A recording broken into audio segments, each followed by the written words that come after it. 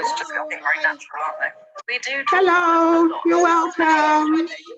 Okay. Thank you for joining I'm us. just going to adjust my camera. I was waiting outside, but yeah, it's Okay. fine now. Nice to have you on. Hi. And Shola is on as well. Good evening, Shola. Good evening. How are you? Fine, thank you. Okay. Good evening, everyone. Good evening, Dee. Welcome. Hey, nice to see your face. Yeah, really. Oh my. Okay. Okay, right. I'm gonna hand the floor over to you, Dee. Not quite yet. Not yet. Not You're yet. going to do the introductions and everything. Welcome us on, it's been a week. Okay, I had wanted, not a problem. I will do the opening, but I will hand over to Dee to introduce our guests. Good. Yes. Oh, okay. So- just one moment. I'm just trying to organize myself. That's fine. You go ahead. Welcome everybody. Welcome And once the again. DJ stop. Okay. Yes, DJ. We've had enough of your lovely music this evening. Thank you. While we're still saying that, I have no rights to this music. Yes, you don't. I was about to say that. You have Can't no play right. a tune. You don't. But it was nice. You took it all around the Nigeria. So thank you for that. And once again, we do not own the rights to the music. It's only for entertainment purposes. So thank you, everybody. Good evening. And once again, welcome to Saffron Seka Voiceover Talk Show. It is lovely to have you all on board today. Welcome to our Facebook family. Please share on all your platforms. Today is going to be very, very informative. We have two lovely ladies who are going to come on and speak, and they will be introduced in due course. So we just want a few house rules. Like, this is an open forum. Please feel free to share your views. Please, like we say, please share on all your platforms. #TogetherWeCan. It is only when we share, we spread the knowledge, we spread the information, we spread the love that we can help each other and we can impact on our community. Okay, so once again, I say good evening. Welcome to Saffron Seka, UK. My name is Giz Ojiako. I am the Director for Programs for Saffron Seka. And on board with me tonight, I have my fellow directors. If you would like to introduce yourselves, please, Marcia, you go first. Hello, I'm Marcia Reliza. I'm the Director for Youth Engagement and Intervention. Awesome. Nice having you on board tonight. Thank you, Marcia. D. Good evening, everyone. My name is Deborah, and I am the Director for Safeguarding Children in Schools. Awesome. Thank you so much, Dee. And can we go over to you, Yemi? Thank you so much. Good evening, everyone. Welcome to the house. I am Yemi Abulu. I am the Executive Director for Saffron Seka. Okay, and I do want to mention we do have our male colleague. His name is Taiwo Ross. Taiwo will be handling the aspects of Saffron Seka, which involves looking at the male role within society. So Taiwo, if you just want to introduce yourself, Taiwo has been on our platform, but he is now officially a member of Saffron Seka. Thank you. Wow. What day to welcome you officially.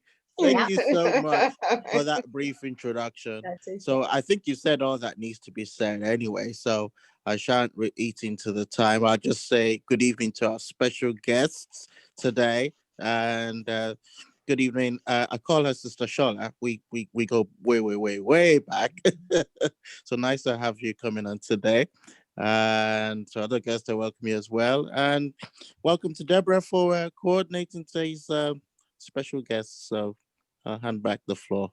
Thank you, Taiwo. It's nice to have you always welcome. Now you're part of the family. So yes, without much ado, I would like to hand over to Deborah, who is going to formally introduce our two lovely guests. There you go. Okay, all right. I'm going to pretend like I know exactly what I'm doing, and I will just go through this. Thank you all. Thank you for joining us again on our talk over. Let's start again. Shall we start again? Yeah, our voiceover talk show. Okay, so tonight we have two very special guests. I think we're in for a treat tonight because carrying on from last week where we talked about sickle cell, a disease that affects the Black community, we will carry on tonight and we will talk about childhood obesity in Black African community, which is going to, we're going to hopefully learn. Yeah, I'm hoping to learn tonight from our guest, Shola Oladipo. I'm just going to read a little bit about who she is, what she does, and just to kind of give us an idea of where she's coming from. So she's, okay, so Food for Purpose, which I think it's in the flyer. Food for Purpose is a new, exciting initiative about eating, living, and functioning purposefully.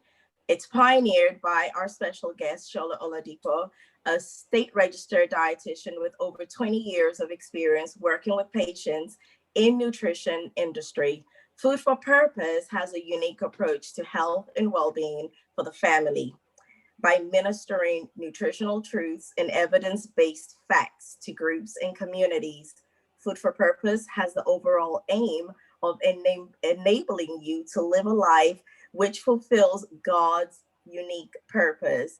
It is widely reported that ill health plagues many lives, in some cases cutting them short. Now, tonight, I'm so excited to have her on board, and I think she'll go first. And we also have another special guest. Oh, wow. Again, another really exciting person that I think it would be great to hear the things that she has to say.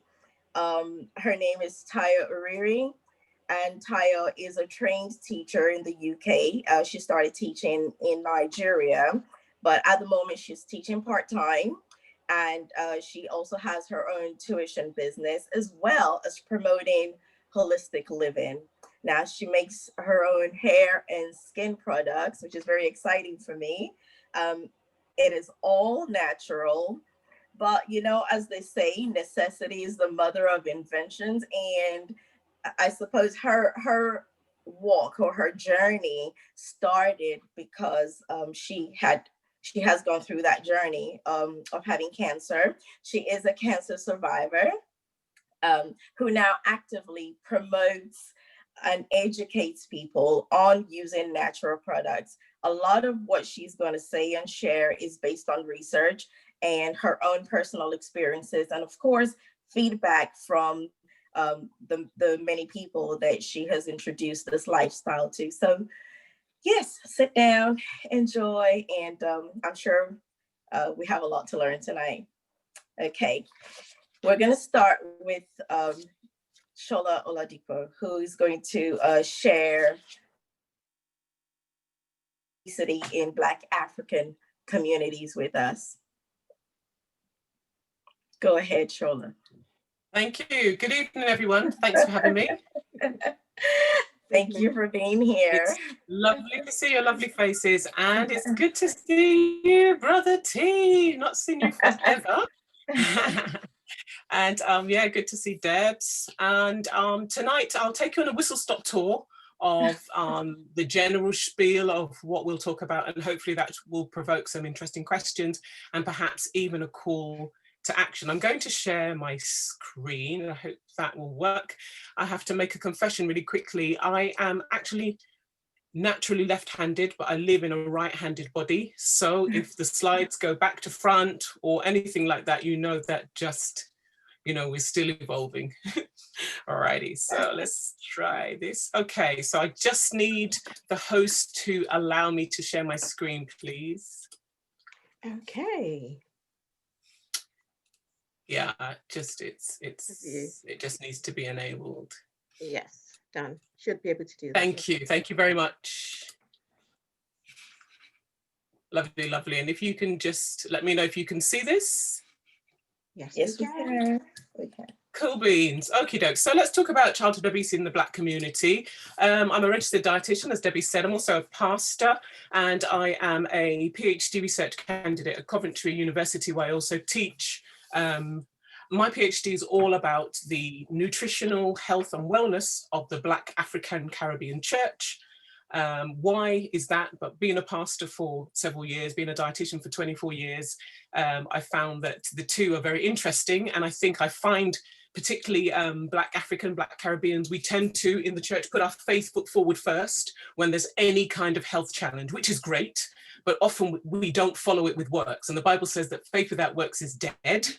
And my team and I, in Food for Purpose, we have a lot of data around the nutritional behaviors of Black African Caribbean people and their faith and their culture. And I think there's a lot of merit in understanding those aspects, because they actually do direct the way we behave and the way we live. So our organization is called Food for Purpose. We're a team of dietitians, exercise therapists and trained volunteers, and basically we're a not-for-profit. So I started in the NHS 24 years ago. I left the NHS 4 years ago because I really found that the NHS is a great organisation. I believe in it, but we're a little bit squeamish about talking about culture, faith, ethnicity and disease. And often when we're trying to treat illnesses, particularly in what we call BAME communities, or particularly the Black African Caribbean community, we miss out the facts of culture and faith. And there's so much research. Most of my research is about culture and faith and health and disease, wellness, perceptions. And without keeping those all together, we're missing a trick. And I think a lot of the programs for treating ill health in the UK are far too Eurocentric to meet the BAME community. And therefore we're described as hard to reach and all sorts of unusual things. I think the big issue is that, you know, the issues that affect us are life limiting, and therefore we need something to happen. So we're a bit of a, we think we're a bit of a niche organisation. We deliberately and quite unapologetic about dealing with faith and dealing with the Black church, because we feel the church is part of the solution when it comes to ill health. So we've done quite a bit in our very short time. And last year we were recognised by Her Majesty the Queen for some of the work we do in the Black community. So very exciting and very blessed to have this opportunity. So let's go for this. As a dietitian, I have heard this 100 billion times: Black don't crack. And if you haven't seen or heard this connotes that Black people look younger than their white counterparts. And actually, I will not argue with that. A lot of the time, we tend to, as Black people, look younger than our white counterparts. So, you know, our skin perhaps doesn't wrinkle as quickly. Perhaps, you know, when people see you and you say, gosh, I'm 52, they say, oh my gosh, you look amazing. And Black people say, yeah, Black don't chat, cha-ching. Unfortunately, however, I think as Black people, I think I can get away with this, being Black, being a healthcare professional and being a researcher. Unfortunately, and there's data to prove this, Black people spend a lot of time on the outside, so much time looking after the outside that we forget the inside. And these are facts. And I know now, all of those that know me and, you know my faith, a lot of people at this point are saying, blood of Jesus, minus me in Jesus' name. But the facts say, and this is not what the truth, the scripture said, but these are the facts, that Black people are more likely to live with, I'll say live with rather than die from, more likely to live with obesity, type 2 diabetes, hypertension, some cancers, and now COVID-19. The first 4 are actually described as avoidable chronic diseases, avoidable. Big issue, because in terms of obesity in the UK, let's start with adults and we'll funnel down to children. In 2019, 62% of the population were deemed as obese or overweight or obese. And the previous year, it was 62%. So it's 62.3% this year. So we're going in the wrong direction. And I remember as a young dietitian, a young Shola, when I first started, we used to see these projections for the UK and obesity. And I said, never, no way, it can never happen. But look at it now. It's quite scary, isn't it? Now, this is what I want us to hold on to, because these are some of the sort of, you know, the salient points that will hopefully frame some of our conversations today. Black adults are the most likely out of all ethnic groups to be overweight or obese. And I can hear you saying blood of Jesus, but that is so cool. But remember, let's remember, faith without works is dead. So we can do all the faith stuff, but if we're not doing the works, adults, listen to this, adults from the Chinese ethnic group are the least likely out of all ethnic groups to be overweight or obese. Isn't this interesting, particularly with the love that Black people have for Chinese food? But and the percentage of adults who were overweight or obese in 2016 in every ethnic group seems to increase, except for the white British, which saw seemed to decrease, except for the white British, which saw an increase, which means that, you know, across ethnic groups, we're all getting fatter, but Africans tend to be at the top, followed by Caribbeans, and then now the white population is following. So let's look at the data a bit closer. Let's look at our children. Black African and Black Caribbean children are often in the research separated. And it's so interesting because Black African and Black Caribbean children are both both heavier than their white counterparts. However, when we look at the cohorts for white people, white Irish girls seem to be actually increasing in terms of overweight and obesity. Really interesting. Poverty is a really strong determinant of obesity in the US and in the UK. And obese children, apart from being less active and perhaps, you know, not being as good at PE, there's a lot of research that actually shows that they don't do as well academically. And of course, you know, the data shows that obese children often become obese adults. Obese adults have a higher propensity towards type 2 diabetes, hypertension, obesity, some cancers, and now we know COVID-19. So we can see already that this is not a good cycle. If we look at this data, it's a really very interesting piece. It's from Public Health England, 2017, 2018. So still quite, you know, sort of fresh for us researchers. If you look at the graph, it's really interesting. If we look at the 40% mark and look at the communities that have the highest levels of obesity. So the light blue bars are ages 4 to 5 years. And the dark blue is 10 to 11. If we look at the 40%, so we see Bangladeshi children here. 21% of Bangladeshi children between the ages of 4 to 5 are already overweight or obese. By ages 10 to 11, so by year 6, before they go into secondary school, that increases to 44%. But if we go down and look at our Bangladeshi brethren, and we might be saying, oh my God, that's terrible. Look at Black African, ages 4 to 5, 31% obese. And by the ages 10 to 11, 46%. And if we look at our Caribbean brethren, 25%, ages 4 to 5, 44%. So there's something happening amongst the Bangladeshis, the Black Africans, Black Caribbeans, and Black other. And interesting, if we look at Black other, we see a similar pattern actually amongst the Africans and the Caribbeans. And then of course, at the end, if we look at any other, again, we're seeing this exponential increase. What I find interesting about this data is this data was collected from schools, by the National Children's Measurement Programme, where they go into schools and measure children. What I find interesting about this is a lot of educators have often complained that certain BAME communities will not actually allow their children to be measured. So in particular, I've been asked to give my opinion on this in the borough of Southwark, where a colleague asked me to speak and find out, could I give them some reasons why a lot of particularly African parents wouldn't accept the fact that the measures were taken and they wouldn't allow their children to be measured. Or when they got the letter saying your child was obese, they were saying they were in denial, which was quite interesting. So this data is not actually a complete data set. I don't think it's indicative of the magnitude of obesity.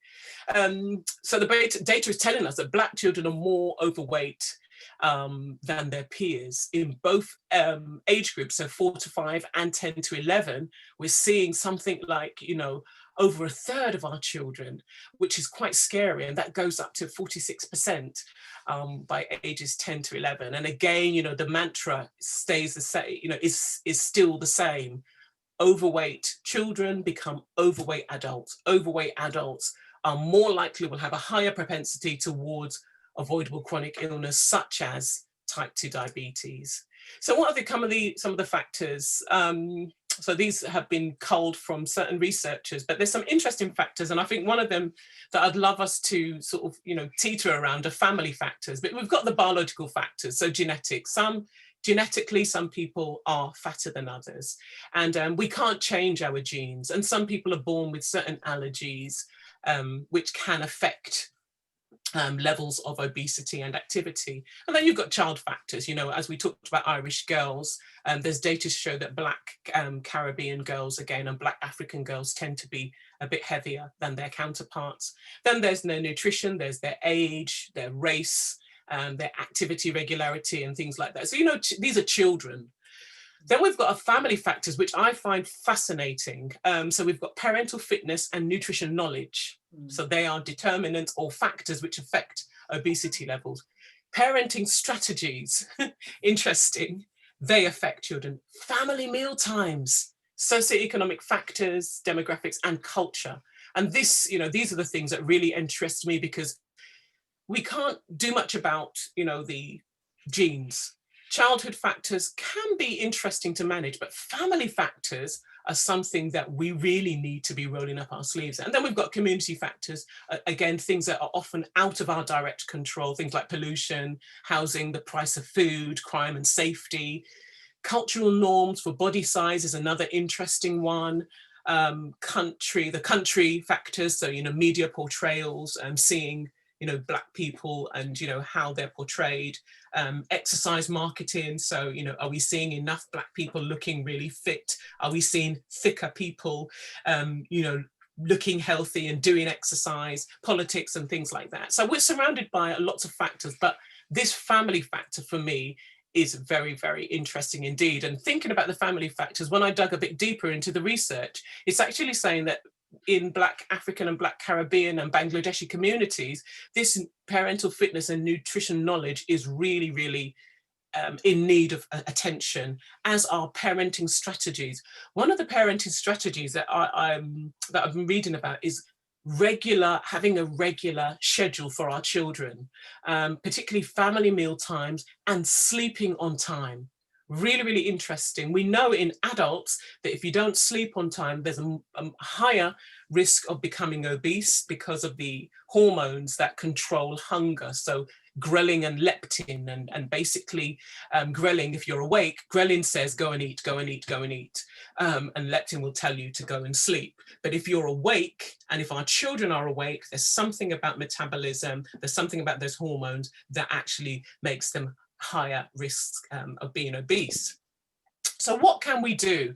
The one thing, you know, people always ask me this, the one thing that we can do is know that children will copy us. Children will do what we do.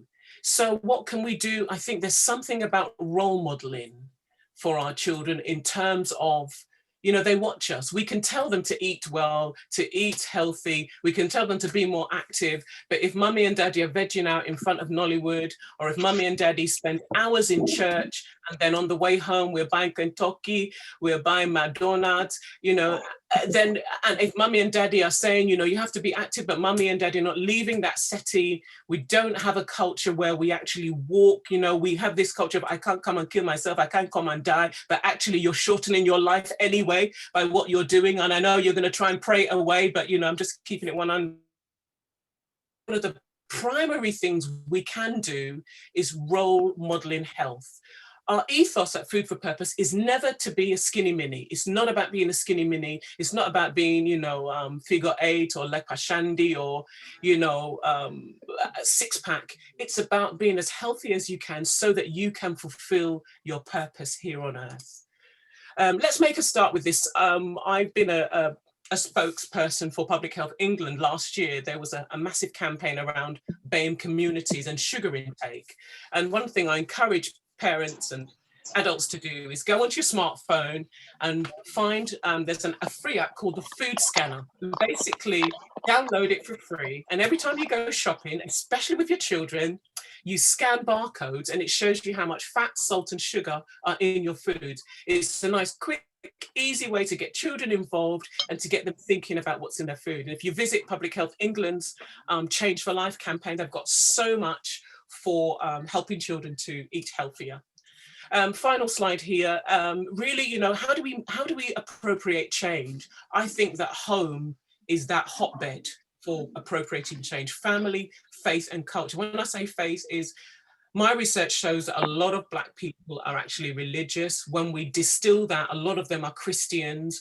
We spend a lot of our time as Black people in church is part of the solution.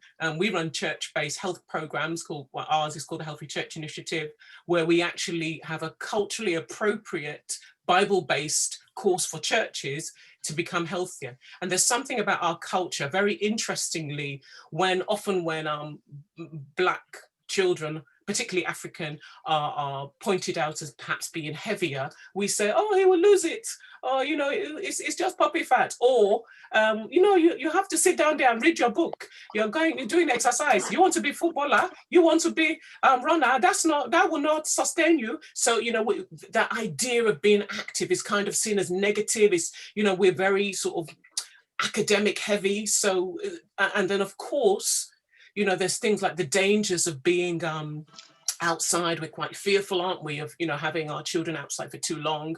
But there's something about this mix here, which I think is the first duty, home. We need to do something about home, our beliefs and our culture around being big. So people will say, oh, that's how I was when I was small. You know, finish that food. You know, have you ever heard this? Finish that food. If you don't finish that food today. So some of our children have a poor relationship with food. And then some of the food we're feeding our children, I mean, dare I say, this, you know, quick noodles, I won't say the brand, but you know, those very quick noodles that we throw in, they're very low calorie, they're extremely high fat. Do we know that they're actually pre-fried before they go into that bag? They're high calories, low nutrition, and they're very high in saturated fat. Nightmare for our children, easy and quick, but actually not nutritious. And then we call, of course, on this side of the slide, we've got the action of the state. The state needs to do a lot more for our children. It feels like an affront, you know, when there's not enough culturally relevant program to support the health of Black people, but especially our children. There needs to be some recognition that actually the biological factors around Black people are so different. So body mass index is a great index, don't get me wrong, but actually it doesn't really tell us much about Black Africans. You know, the programs are very Eurocentric, and then that we need to fix this socioeconomic issues that don't work well for BAME communities. You know, we need equity so that there can be this change, so that our children can have a safer future. You've been amazing. Thanks for listening. I'll make these slides available, and this just takes you to our website, and you can look at some of the stuff that we do.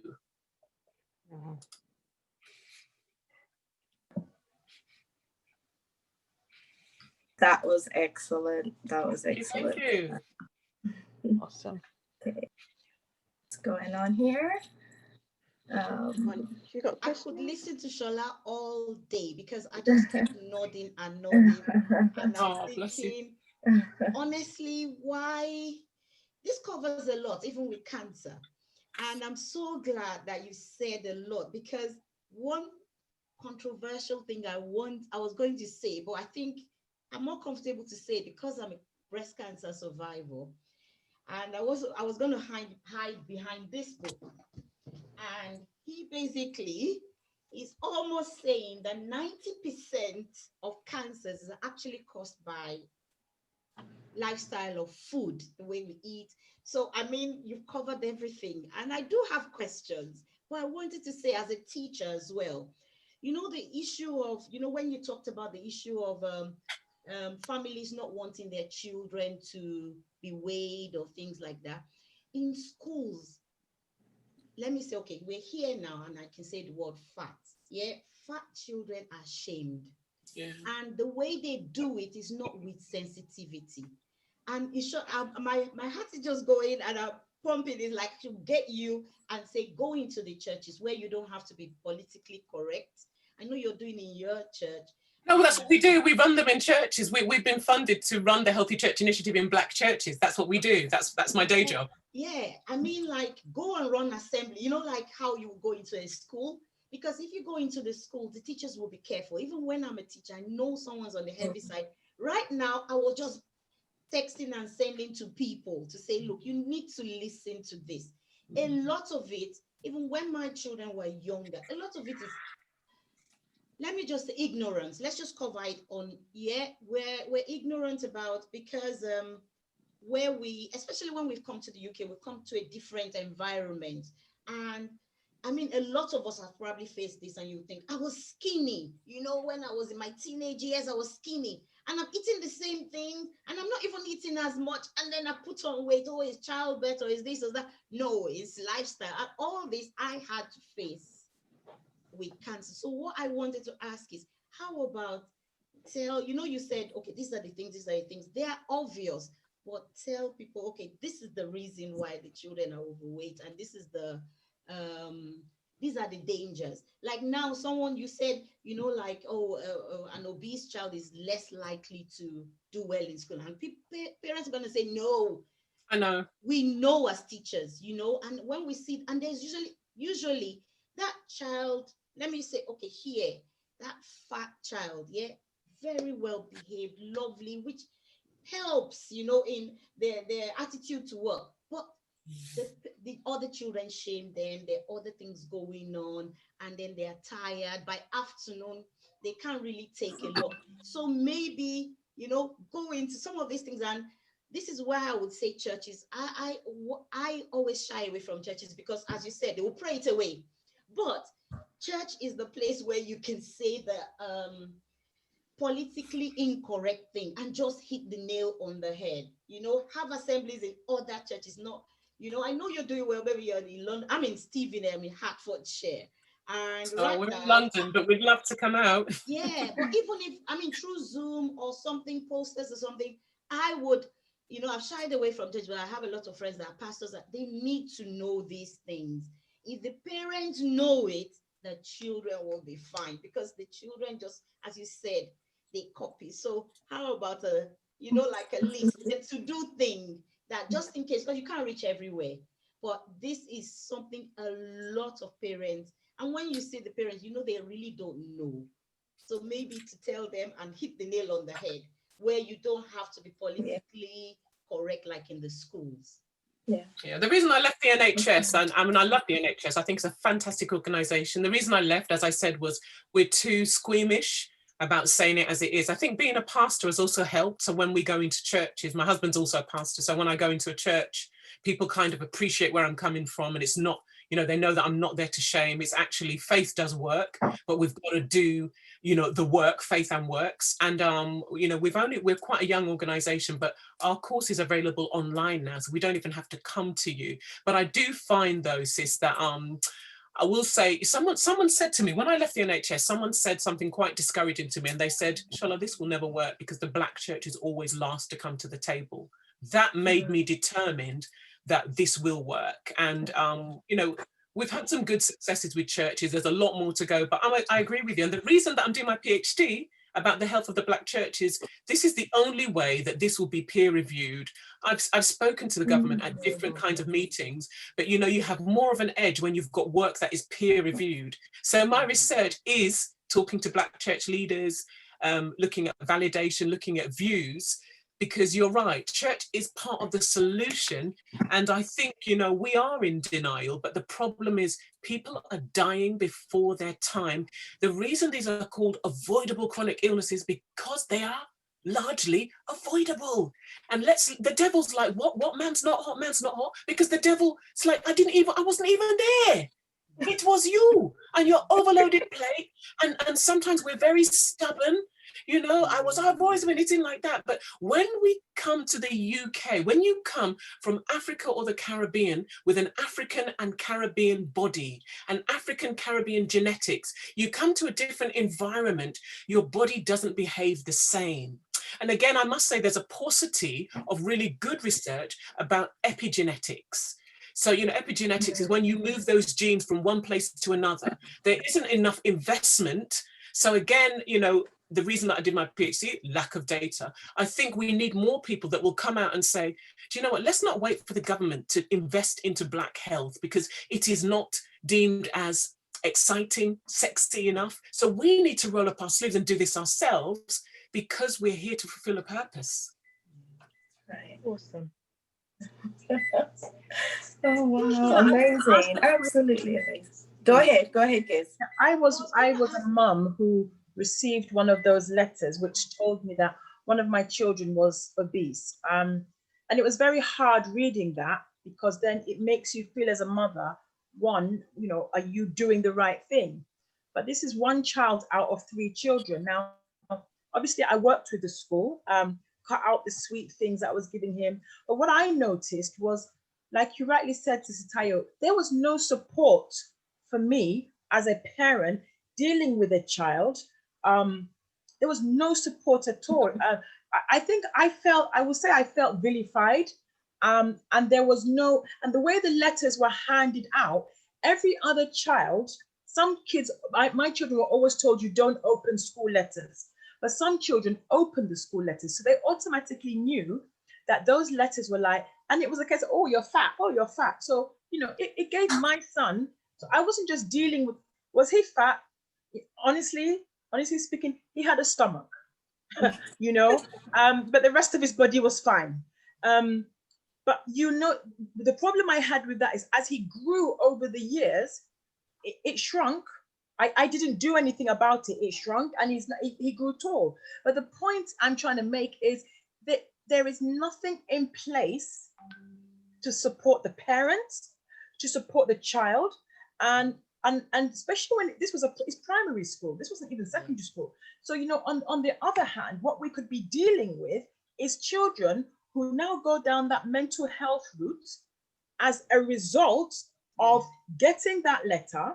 Yes. Some children, my child was vocal, some children will internalize the pain, probably be given food and start stuffing food somewhere because they're thinking, yes, I'm fat. Yes. So you see all these issues. So I'm so happy that, you know, you're doing it in the church.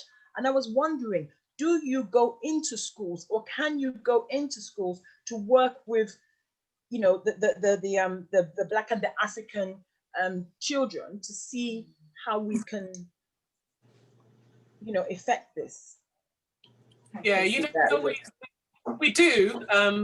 We're quite a very small team, and I think because of my study, we've kind of capped some of the things we're doing. We found that church was low-hanging fruit, but we have been asked by several local authorities, especially in Southeast London, where we have higher numbers of obesity in the Black community. We have been asked to go into schools. So I think it's just a matter of time, and hopefully of, you know, expanding, building capacity in our teams.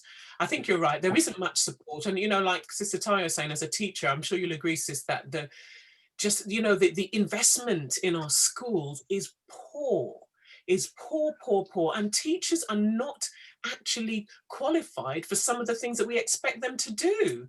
So, you know, we really ought to be lobbying our governments to bring in this support, because you can catch it early. Obesity is reversible. It's harder to do this, you know, in adult life. Catch them at 4 to 5. It'll be easier 10 to 11 when hormones kick in.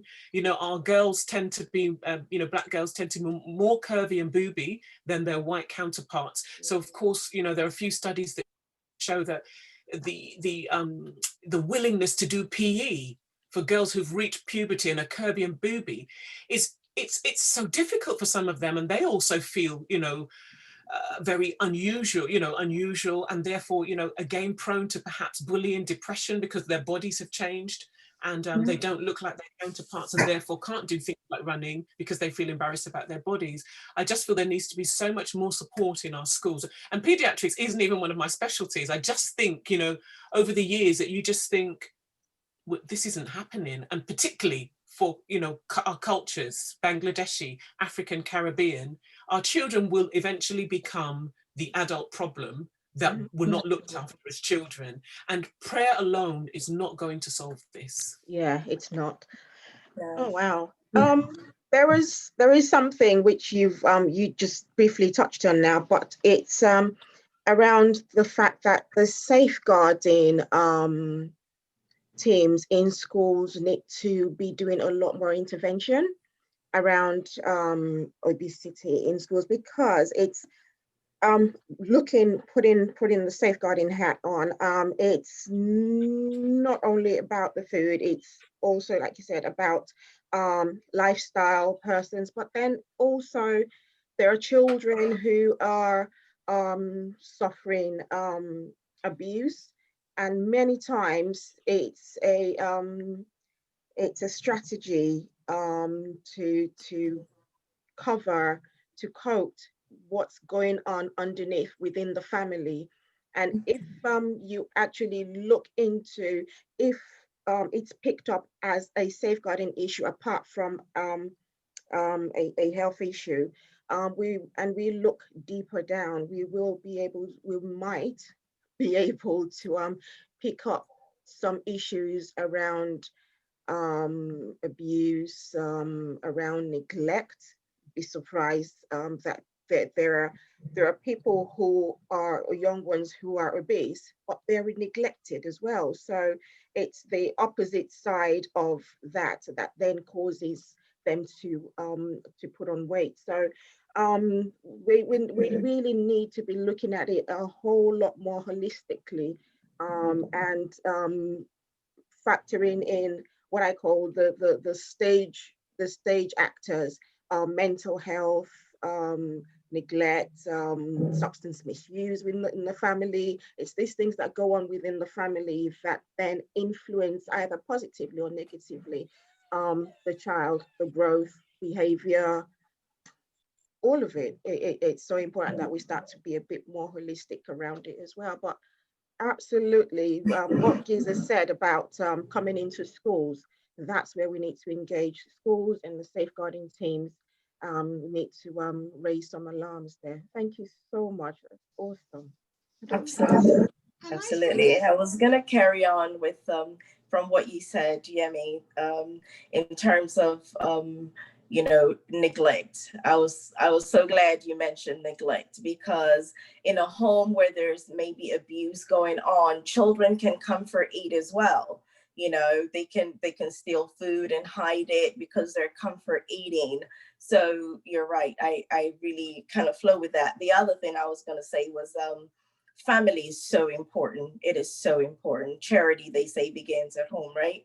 So if we are going to, there's no point shouting at the children and saying that, oh, you're not eating vegetables, or you're not eating this. Even in my home, there are certain things that my children do not eat. And I know for a fact it is because I did not bring them up that way. And now I'm trying to change it. And some areas are good, but some areas are still a struggle. And there's so many factors. I like the fact that you mentioned there was a socioeconomic aspect of this, where if you are a lone parent, chances are you need more than 24 hours in a day. And so you're taking shortcuts. And these shortcuts, where it may work for you temporarily, it's not a good idea for the children. So you're not cooking the old-fashioned way. So again, I'm self-confessing, these are a lot of things that in the last few years I've pretty much had to go back to, as in making food from scratch, even down to fries. I will make those fries from scratch. Takes a long time, but yeah, just going back to a wholesome type of eating. So I think it starts with home, it starts with the parents, and we have to be the one to set the example, but at the same time, join in as a community, as a Black community, to continue to educate and continue to set that example, because there are lots of adults who really don't know what to do either. So they just feed according to, what they have, money, time, and all that. So yeah, really, really interesting stuff. Really interesting. Thank you so much. Thank you. Do we have any other questions at all? Taiwo has raised his hand. Taiwo? Okay. Go ahead, Taiwo. Hi. Well, today's discussion has been so good that stiff neck went away. I had to get up. I had to get up. This is a topic that I think for all of us is personal, and it should be. Sorry, I hope you can see me very well. I'm trying not to sit down because I'm trying to stretch the muscle back there. But I'm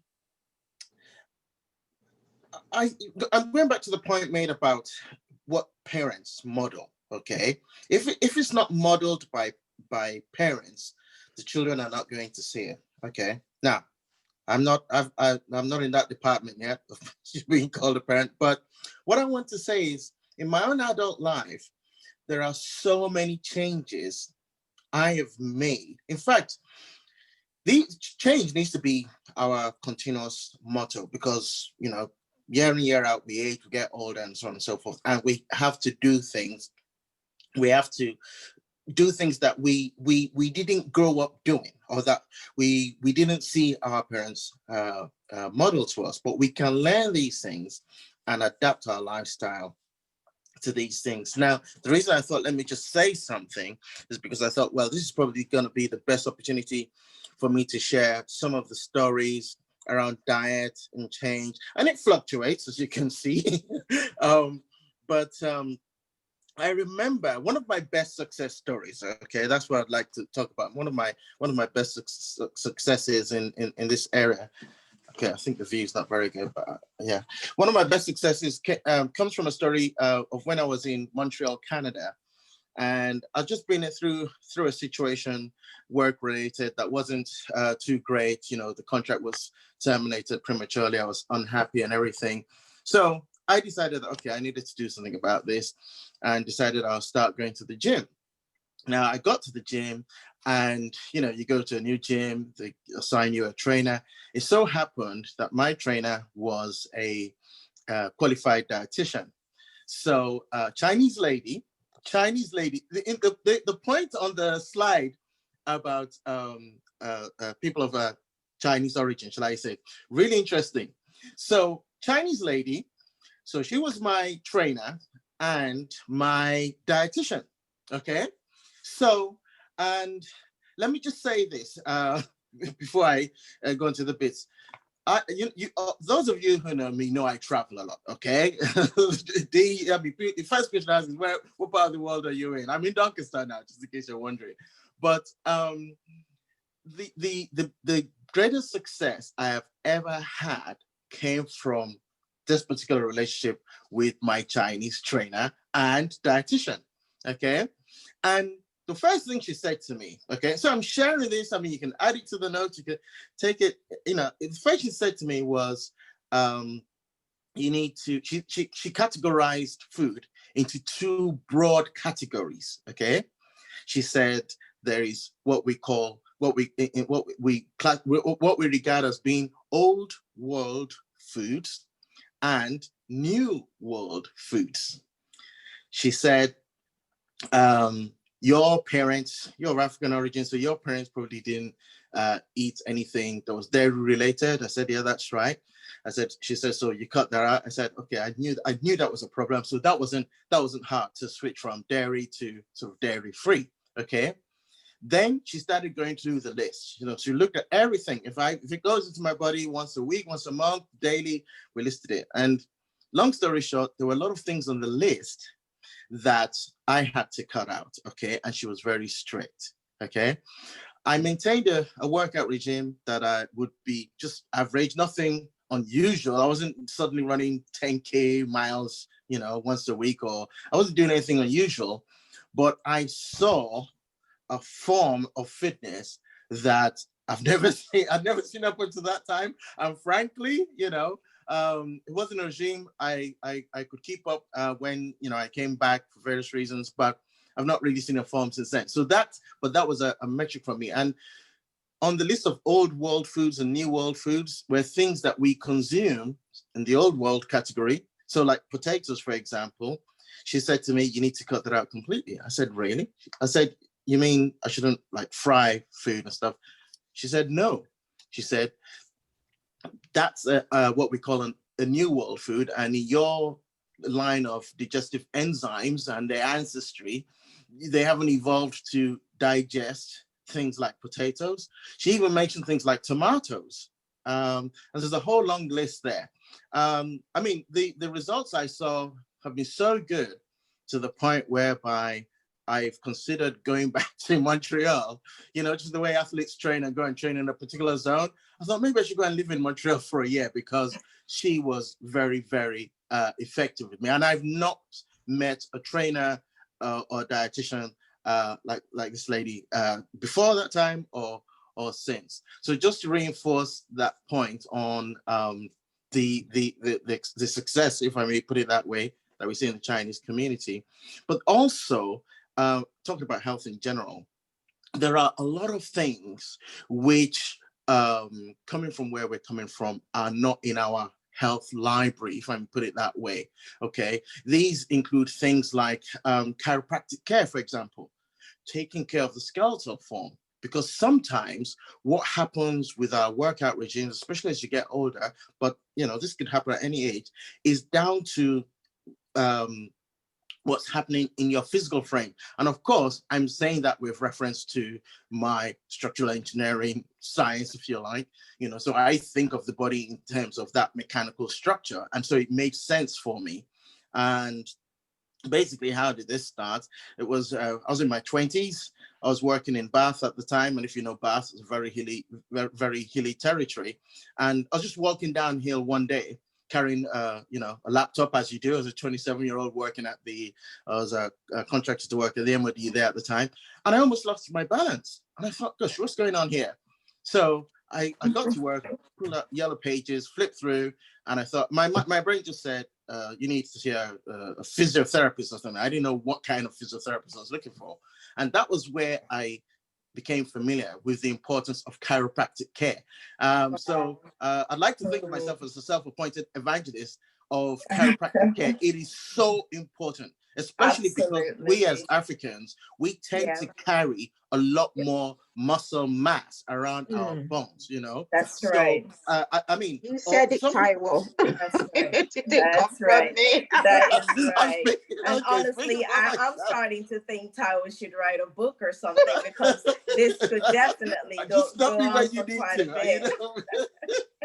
You need to put something together, Tyler, because you know what? You have a lot of knowledge, just personal experience there, that I think a lot of people will benefit from. But for the purposes of tonight, we need to move on to our next guest. Okay.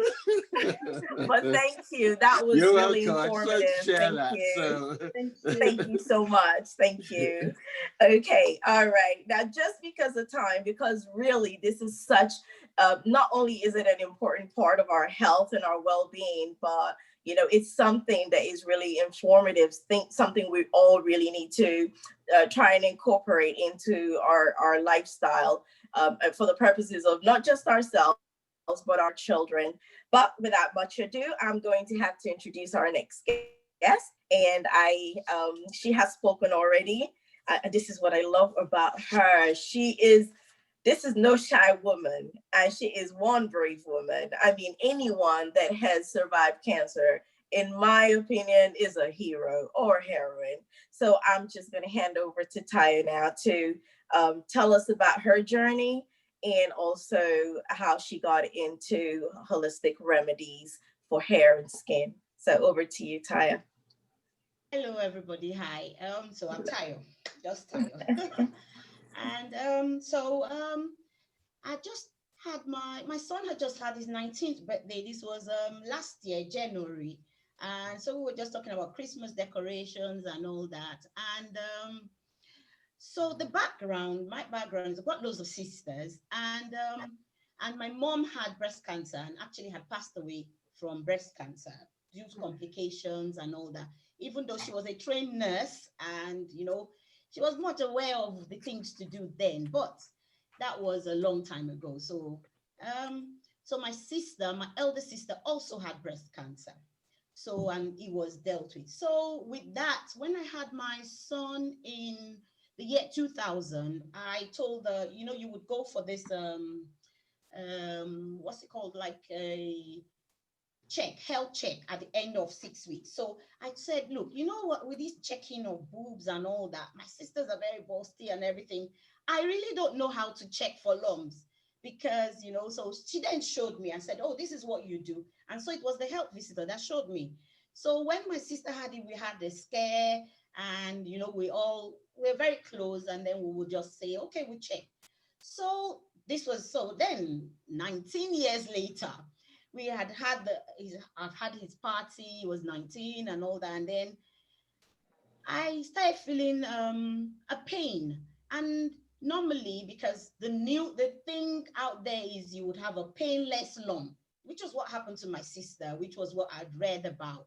So when I had a pain, I thought, oh, okay, maybe I was walking out, because this was the time when I just started thinking, I need to, because people weren't recognizing me in my pictures. They were like, who's that? I put on so much weight.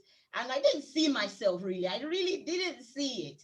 And so I was like, why is this happening? So that was the year I just decided, you know what, I'm going to do this. I'm going to start exercising, eating healthier. And since my children are older, I can give myself attention. I didn't know my life was going to change. So that was that lump. So I felt a lump and I thought, no. So I called a friend who's a GP and she said, oh, since it's painful, don't worry about it, but go and see the GP in the morning. So I called another friend and she said, oh, since it's painful, don't worry. Usually it's not a painless lump that you would get. So the next morning I called a friend to say, look, I've been calling the GP service and they're not picking up. She said, don't do that. Just go straight there. So I went there. This was about, because I couldn't sleep really.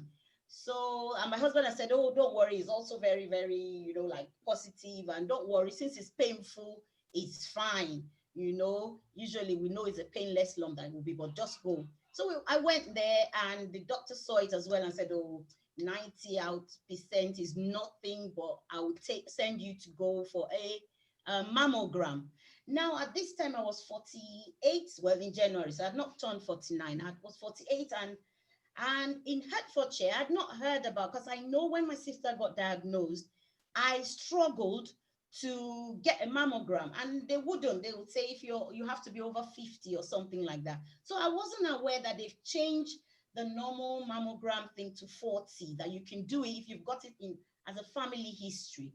So, but my sister was diagnosed in Kenya and then came to the UK, because we're all born here, and then came to the UK and got treated.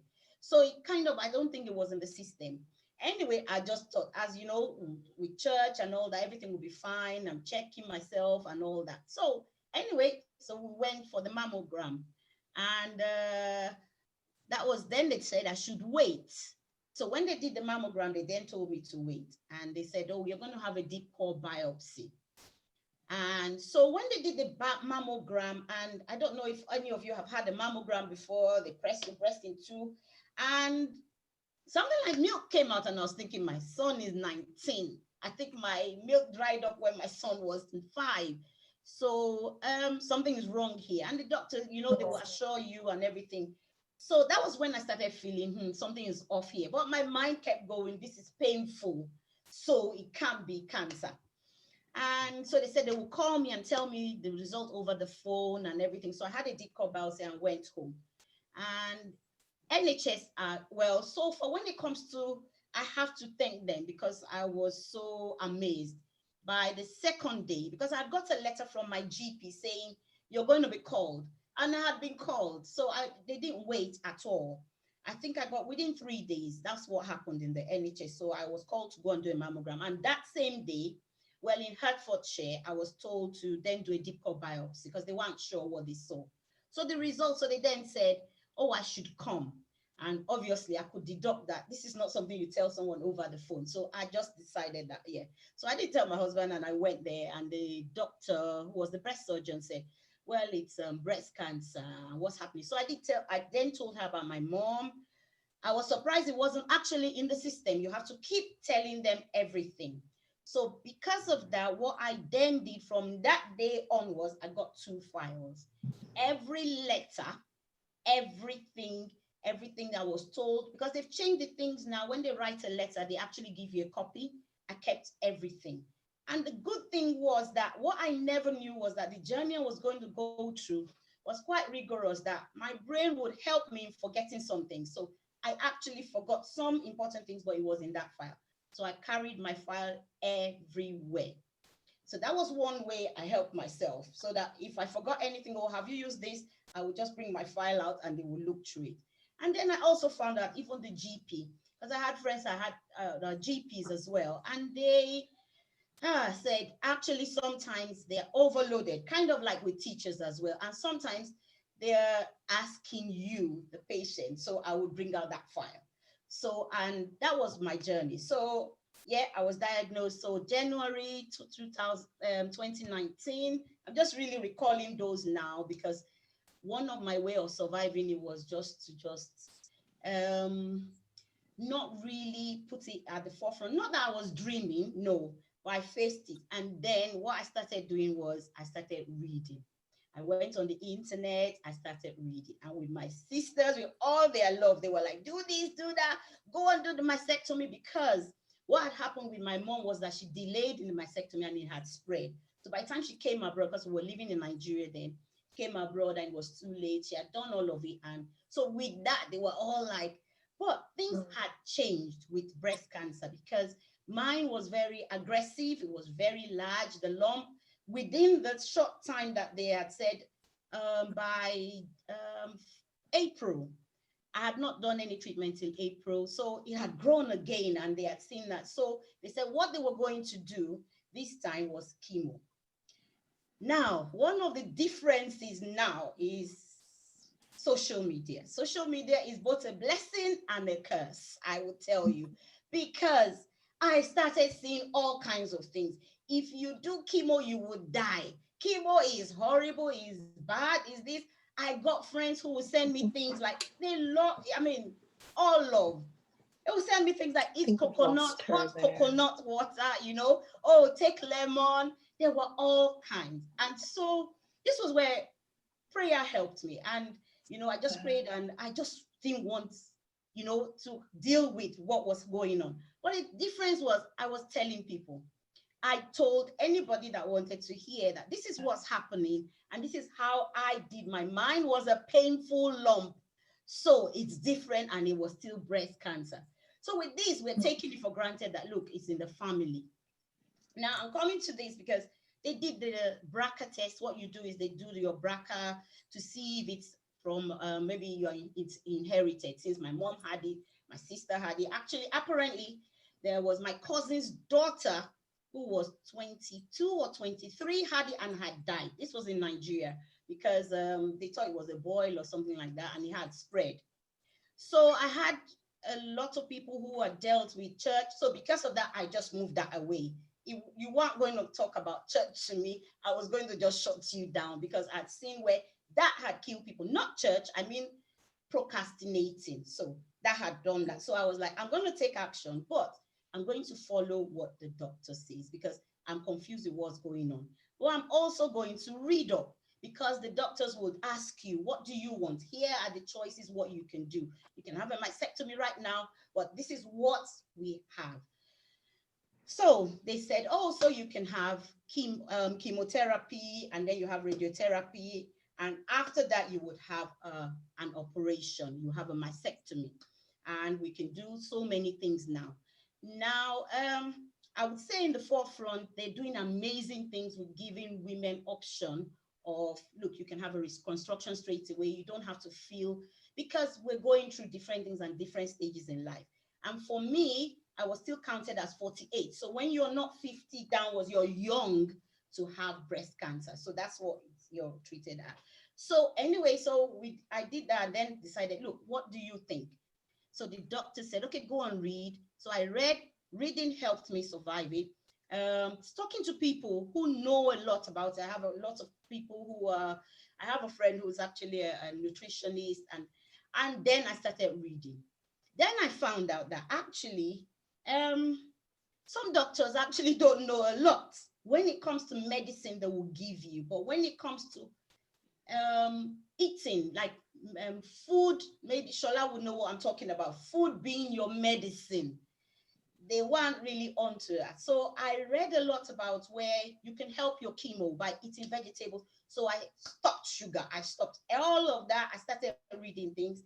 This book helped me, and I think everybody should read it. I told Debbie I was going to put it up because he was one of the people who's brave enough to tell you that 9 out of 10, the cancer you have could have been avoided, just like Shola said.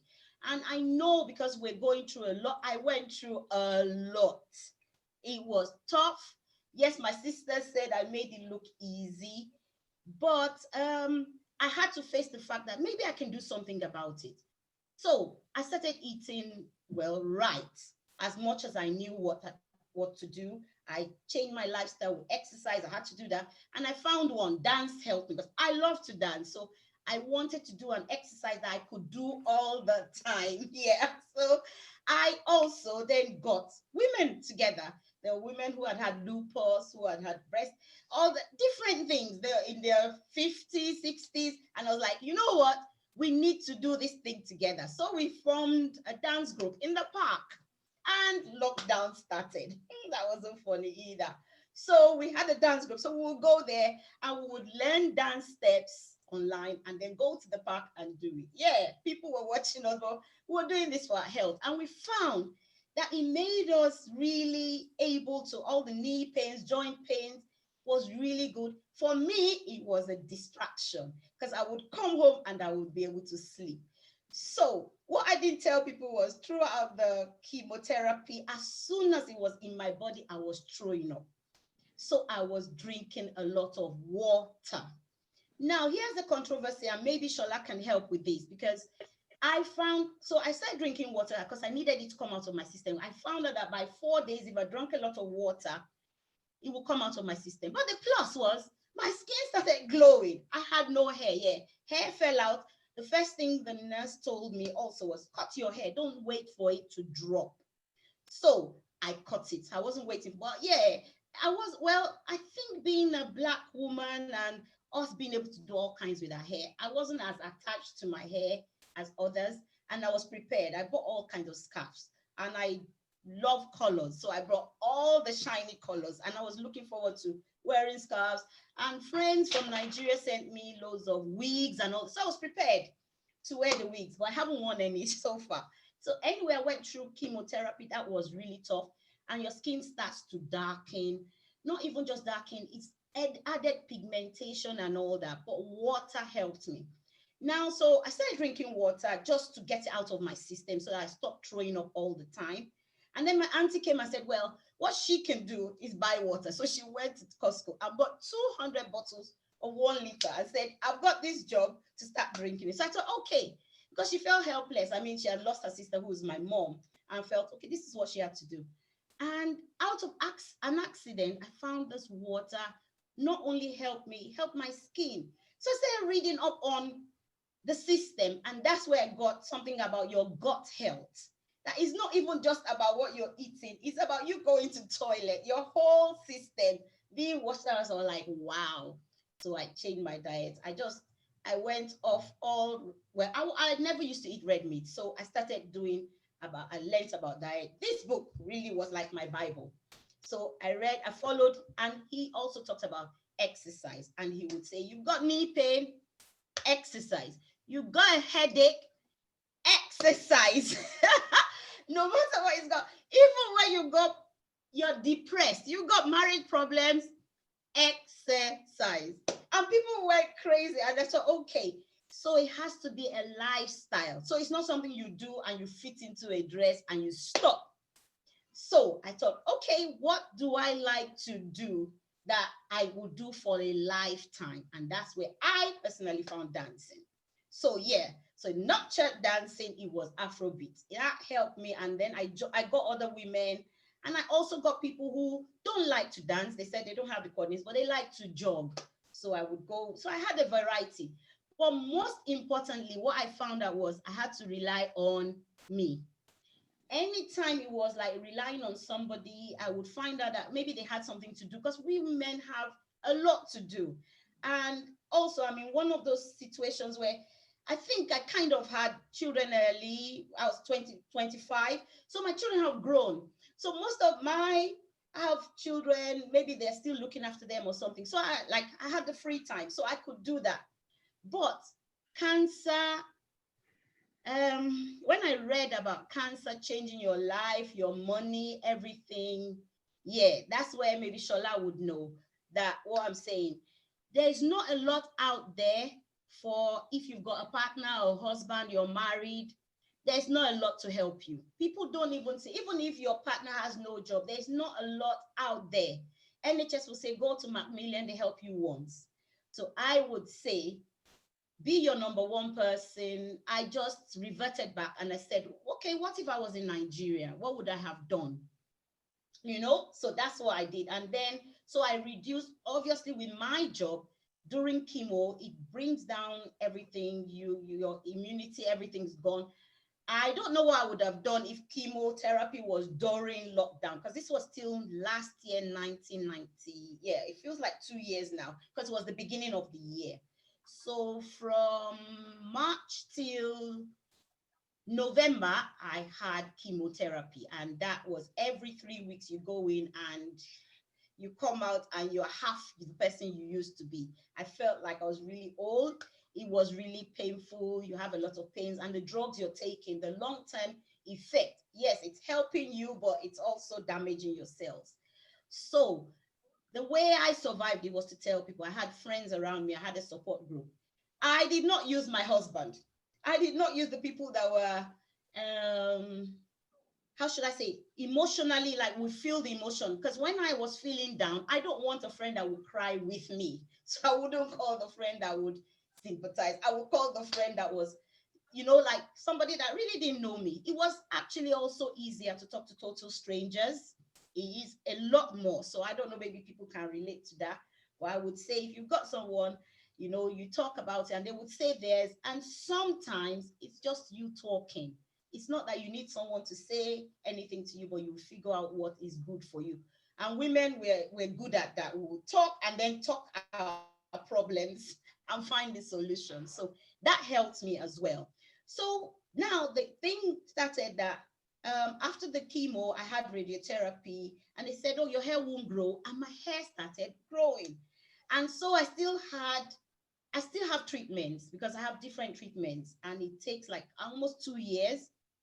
So, but the good thing is with that eating, I believe the greens, the change of diet and everything, I was like into vegetables. And I followed the thing that says, because I don't know much about nutrition, but I just followed everything and says, look, let your food be like a rainbow. The more colors, the more nutrients. So that was what and I followed that plate, and I was like, okay, vegetables. And then I started to realize, actually, Nigerian food is so full of carbohydrate. It's not as healthy as we think. Yeah, I see, Shola. It's not. It's not as healthy as we think it is, especially when our lifestyle is, in Nigeria, anybody that knows me knows Tayo cannot sit down for 2 hours. But my job here in the UK, I will sit for 5 hours. Lifestyle is also different. So I started to look back. What did I used to do? In Nigeria, I used to go swimming. I would go swimming. I would go walking. I jumped on Molues and ran after them. And if there was none, I would run. I would walk. But I didn't do this here. As soon as I started driving, I put on a bit of weight. So those are the things I started realizing that I could do. So I owned, okay, here is the part maybe that could have brought about the cancer. I know not everybody wants to say, oh, it's their fault or something like that time when they are low. No. But at your own time, whenever you're strong enough, find the time to own what you think you need to change and change that. So my friends helped me. A lot of people helped me. So my hair started growing, and I was still taking treatment. And the NHS was so lovely. When it comes to breast cancer, they was amazing. So I wanted to do something for them. So I thought, okay, another thing that happened was my skin started peeling, and I was itching so badly. I didn't know what to do. They would give me Depo brace. So someone said, okay, try this, and I would try that. So I thought, you know what? Let me start trying the natural things that we have. And this is where I went and thought, okay, shea butter. Shea butter, and they said it stinks. So I thought, okay, so what's the problem? So I started reading about things, and I found that actually L'Oreal, a lot of all these products, Body Shop, use shea butter. They use these products and they think, so I looked about, I did a lot of research. Then I actually just wanted to do, what's it called, fundraising for the NHS that helped me, and also for breast cancer, because they had books. They had leaflets for anything. Anything you wanted, they had the leaflet for it. That was amazing. And I love to educate myself reading. That way I could also stop all the loving friends that would say, do this or don't do that. I'm like, here is the book. This book said this, or my doctor hasn't said that. That was another way, because you had aunties, well-meaning people, and also people who cancer has affected them as well. I even got one that said, come to my church and they will pray. I was so mad that day. To be honest, what I told her, I pray, I'm glad she has a good heart, because honestly, she would have thought I was the devil and I was against church, because I was like, you are killing people. That's what I said. I was like, you and your pastor are killing people by saying they should come and pray.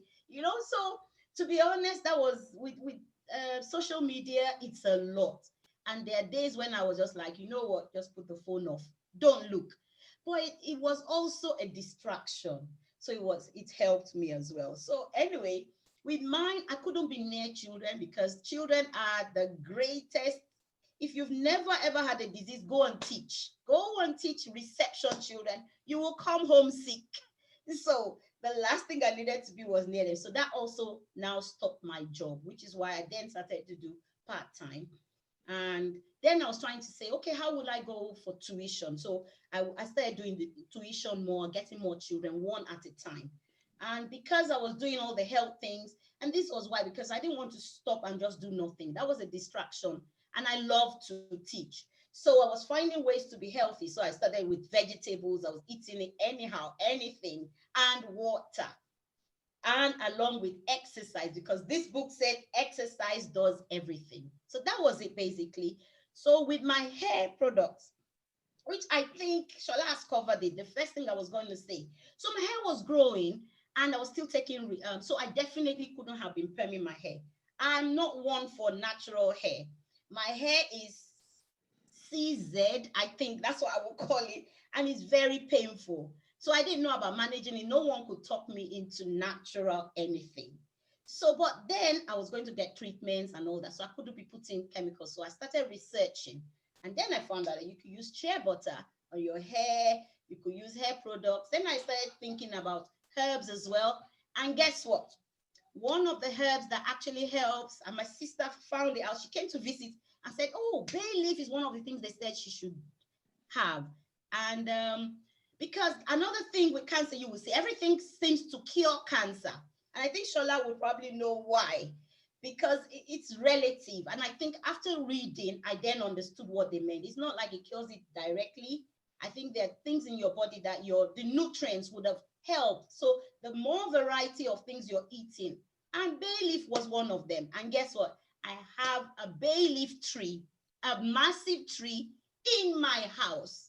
And I never ever used it until my sister came. So this is where I believe the faith thing comes in. So I did a fundraising and I got a chainsaw. And I cut a tree with a chainsaw myself. And that was really good. I made a video and some people were like, wow. So I saw that the more I was able to do things myself rather than tell people to help me, it was really a good distraction. And I didn't realize that was part of the exercise. And then that was it basically. So that was what made me go into research about hair, about skin. And so, yeah, shea butter saved my life. I found out I found the way it was made. And then I realized it's made from water, which means it can actually take water. It's a humectors, better than anything. It's like coconut oil, all the products mixed together. That is that shea butter that we have overlooked, and hibiscus that I think up north, I went up north and it's called Zobo. Do you know hibiscus that is called Zobo? That does amazing things as well. So I started researching things that you could do. But the first thing is this: it's not what you put on your hair, it's not what you put on your skin, it's what you put inside. So you want to have nice, this by the way is not permed, this is natural. But actually chemotherapy makes your hair kind of a bit softer. So yeah, this is my soft version. So all I've done is shea butter, and then I started finding out things like aloe vera. I started planting things, herbs. So I started planting, and planting actually helps you as well. So it's a therapeutic thing that you can do. But the first thing I would say is what Shola has said. It's more about what you put in your body first. You have to drink, hydrate, eat variety of food. Then you talk about, okay, so you do your hair. Before you comb your hair, I found one thing. Guess what? We should not ever comb our hair dry. our hair is not meant to be comb dry.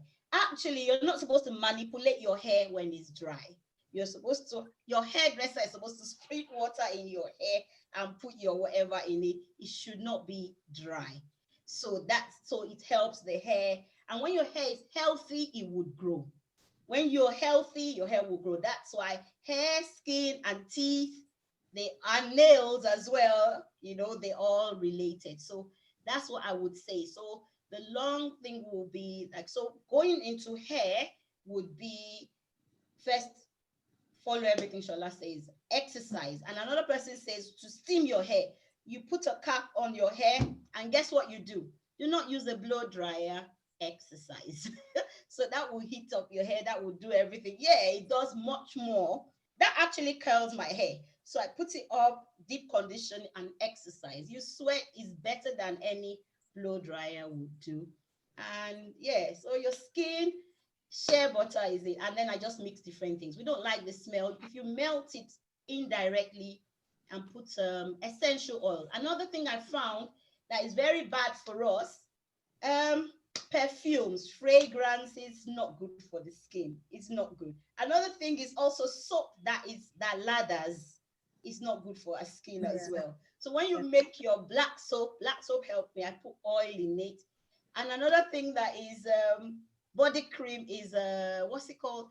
Sunflower oil. Maybe Shola knows that as well. Apparently the vitamin E is so high that it actually helps much better as a body cream than what you're using to cook. So yeah, so I'm trying now to use palm oil. Palm oil, I don't know whether Shola disagrees, but palm oil is better than anything else. So that's what I'm using. And yeah, so first it has to be with what you do inside, and then all the other things will come up. So that's it. Wow. Amazing. Thank you so much. Thank you for being brave enough to share your story. And like I said before I introduced you, I know that we've had conversations, and a lot of what you are saying right now has been as a result of a little bit of trial, a little bit of error, a little bit of experimenting, but you took the time to do this. And I think sometimes when we're faced with certain illnesses, it's a decision we have to make, and sometimes it makes us make that decision to do better, to look after our bodies better. And no matter how expensive the creams are, no matter if what you're putting inside your body is not of quality, if it's not of good quality to your body, then you get what you put in, really. The other thing that it reminds me of is, I don't know if I should talk about menopause, but that's another time where you're forced to, like, okay, there's got to be another way around this thing. How am I going to deal with this? And you find please yourself, can we talk about the menopause? Jesus. Because I shared with Taya that sometimes we would have conversations, and she would tell me about all the teas that, and by the way, I am definitely someone who can say I've tried her teas, and they have been amazing. Bay leaves, stinging nettle. She has another combination coming out right now. Yes, I have. And I have used some of her recommendations. So feel free. But yes, I exchange, ideas, and so I talk about seeds and basically a whole change of my eating as a result of the big M. And I have found that, because I asked my mom, I said to her, because when I first started, I was given all kinds of stuff.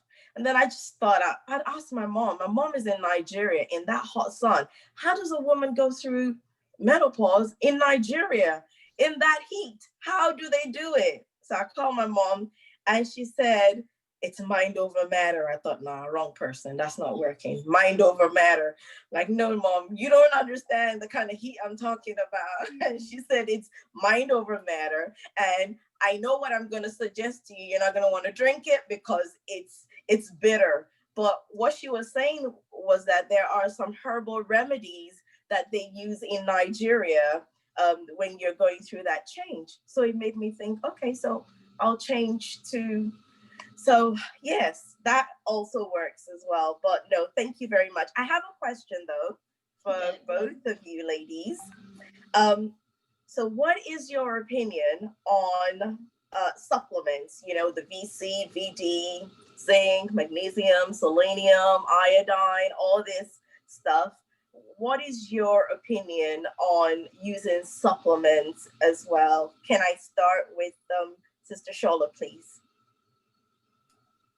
Yeah, thanks, Debs. That's a really good question, especially now during COVID-19.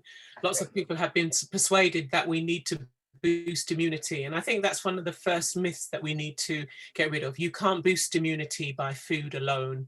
The immune system responds to food, stress, exercise, sleep, and chronic illness. So as a combination, all of those affect immunity.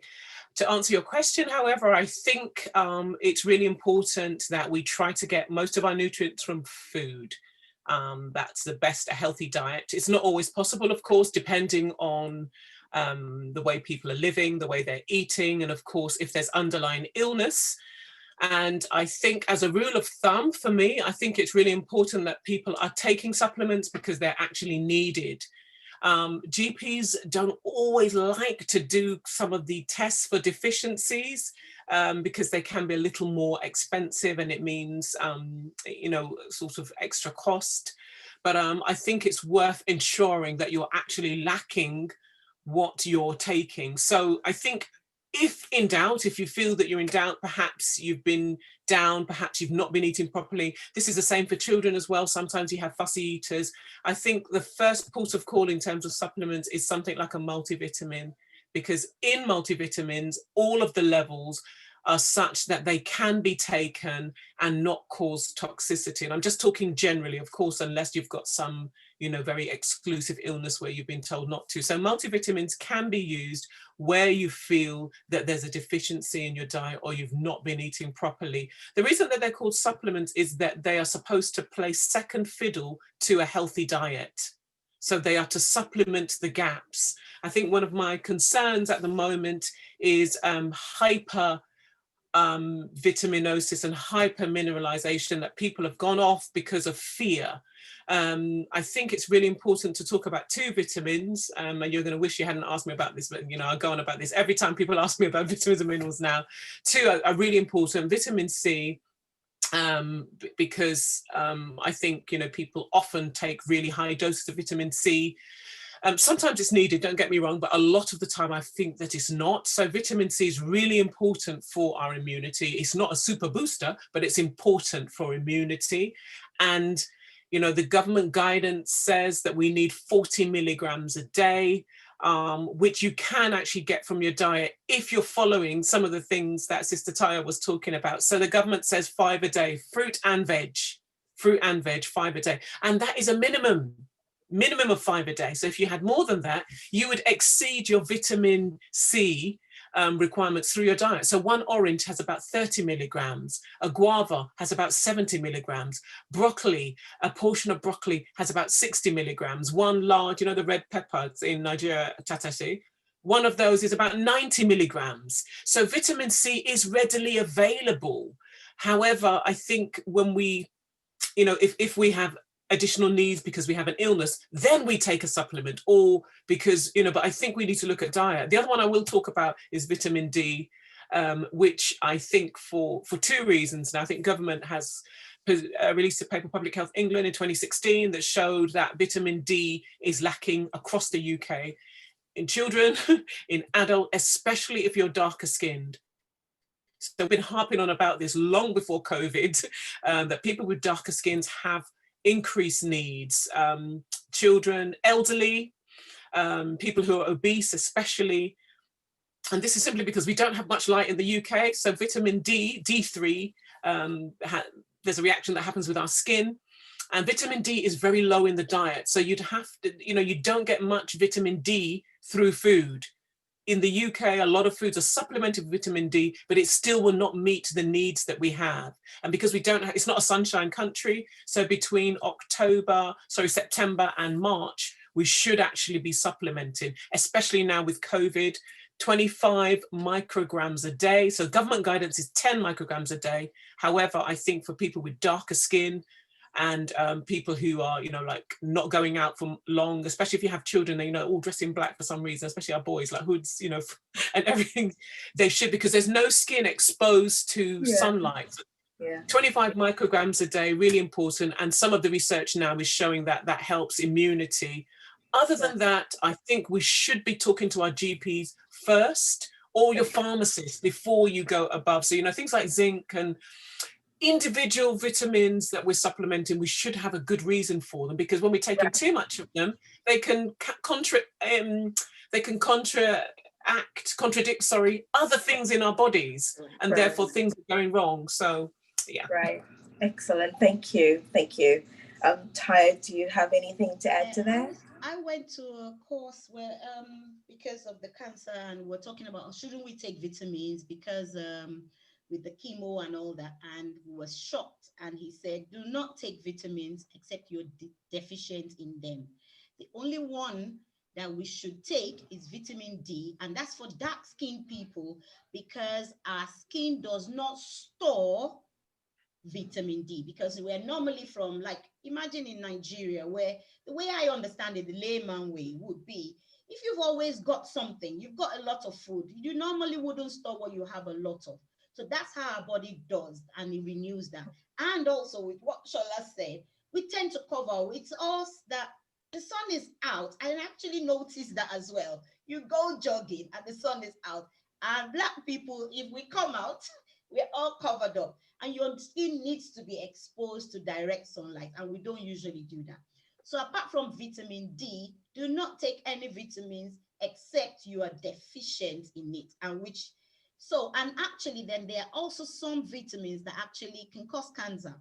Vitamin E can, if you're not deficient, there's no even if you're not, because hardly the way if it's too much in your body, not all of it, because I used to think I'll just take it anyway, and then if I don't need it, I'll pee it out. Apparently, there are some vitamins that stay in your body and can cause cancer. Wow. Vitamin E is one of them. Yeah, and we all seem to take it for our skin. Now, what we should do is take it in our food. Now, only if you're deficient. So, like when I had an operation. I've just had an operation. It's 4 weeks today, actually. And because I had 2 blood transfusion and everything, so I was deficient in iron. And actually, because of what I've been told, I actually wanted to use the food system first. So I went and got green plantains and so many other things. And the only thing I had to take, I think for 2 days, was folic acid and vitamin B for 2 days. And everything else, I was fine. After that, I could see in my palm and my eyes, and I think the food had worked better than even the vitamins. So I would say don't take them, please. And if you don't know what food has vitamins, Google. Right. And you use NHS, Google it. It will be amazing what you see, and you're like, orange is not the richest form of vitamin C. You take a lot of other things that have vitamin C in them. So take them. That will help you actually vary your food. So for vitamins, apart from vitamin D, if you're not a dark-skinned person, don't take vitamins except you have gone to a doctor. Get it from food. That's what I would say. I just wanted to say that the fat-soluble vitamins, so vitamin D, A, E, and K, they are actually fat soluble. So as Taya was saying, they're not water soluble. You don't pee them out. They accumulate in the liver, and therefore it's so important that you don't just take them for fun. Really important. So fat soluble vitamins accumulate in the liver, and as you said, if cells behave abnormally, cancer is cells behaving badly, abnormally. So we really want to be careful about jumping on the bandwagon. But I will say it's really important to say that where there's a need, we should take them as well, but we must be sure that we're taking them because there's a need. Fantastic. Thank you very much. I think I'll give others an opportunity to ask questions. Do we have any questions or contribution?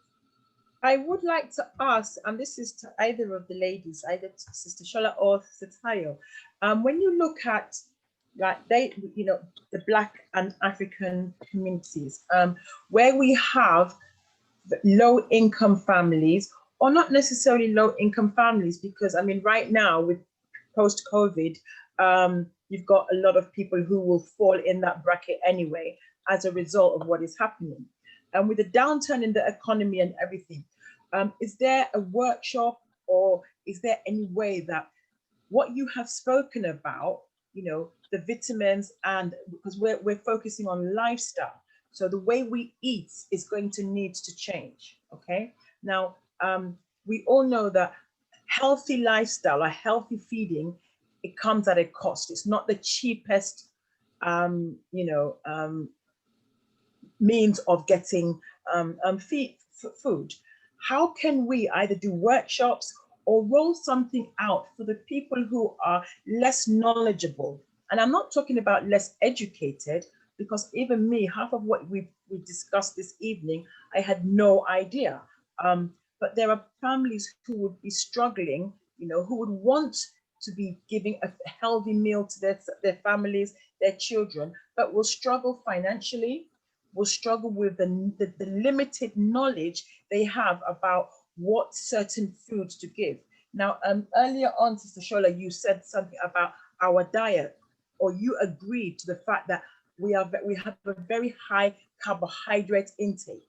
How can we, I'm not saying to stop eating that, but especially for the African and the Black community, the pounded yams, the garies, how can we reduce that and still be able to eat something that is nutritious, that is affordable, and that will keep us healthy? Yeah, thanks. Really good questions there. I think it's really important for us to be ourselves. So the reason that God created things like wheat is because so that we can make bread. The reason that we have starchy carbohydrates is because God created them, and everything that God created was good. However, I think sometimes as man, we're a bit over generous. And therefore we get into trouble. So often I hear people say, oh, you Africans, your foods are too starchy, they're bad for you. Nothing wrong with our foods. No bad foods, only bad diets. And bad diets are choices that we make. And the choices that we make are often out of socialization, how we were raised. So that was how I saw mummy serve daddy.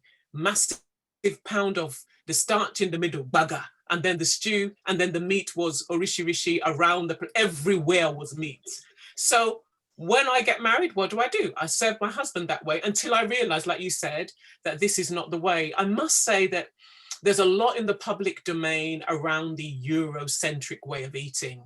And I think, there needs to be more for Black African Caribbeans. I think for purpose, we offer as much as we can. We hope people will engage and use our resources to change their diets. But a quick way of managing the African Caribbean plate is get your plate, draw a line down the middle, an invisible line, of course.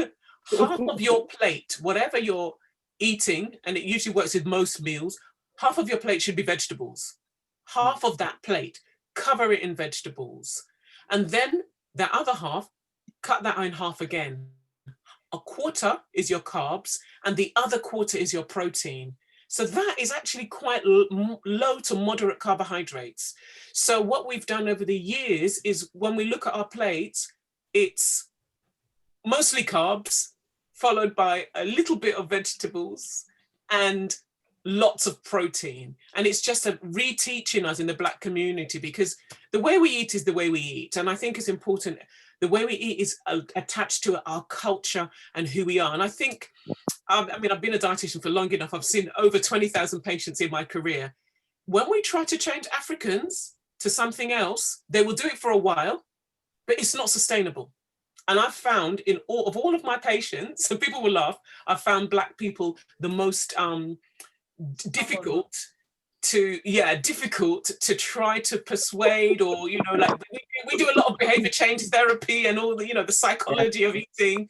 I've found them kind of the most difficult to convince that this change is possible.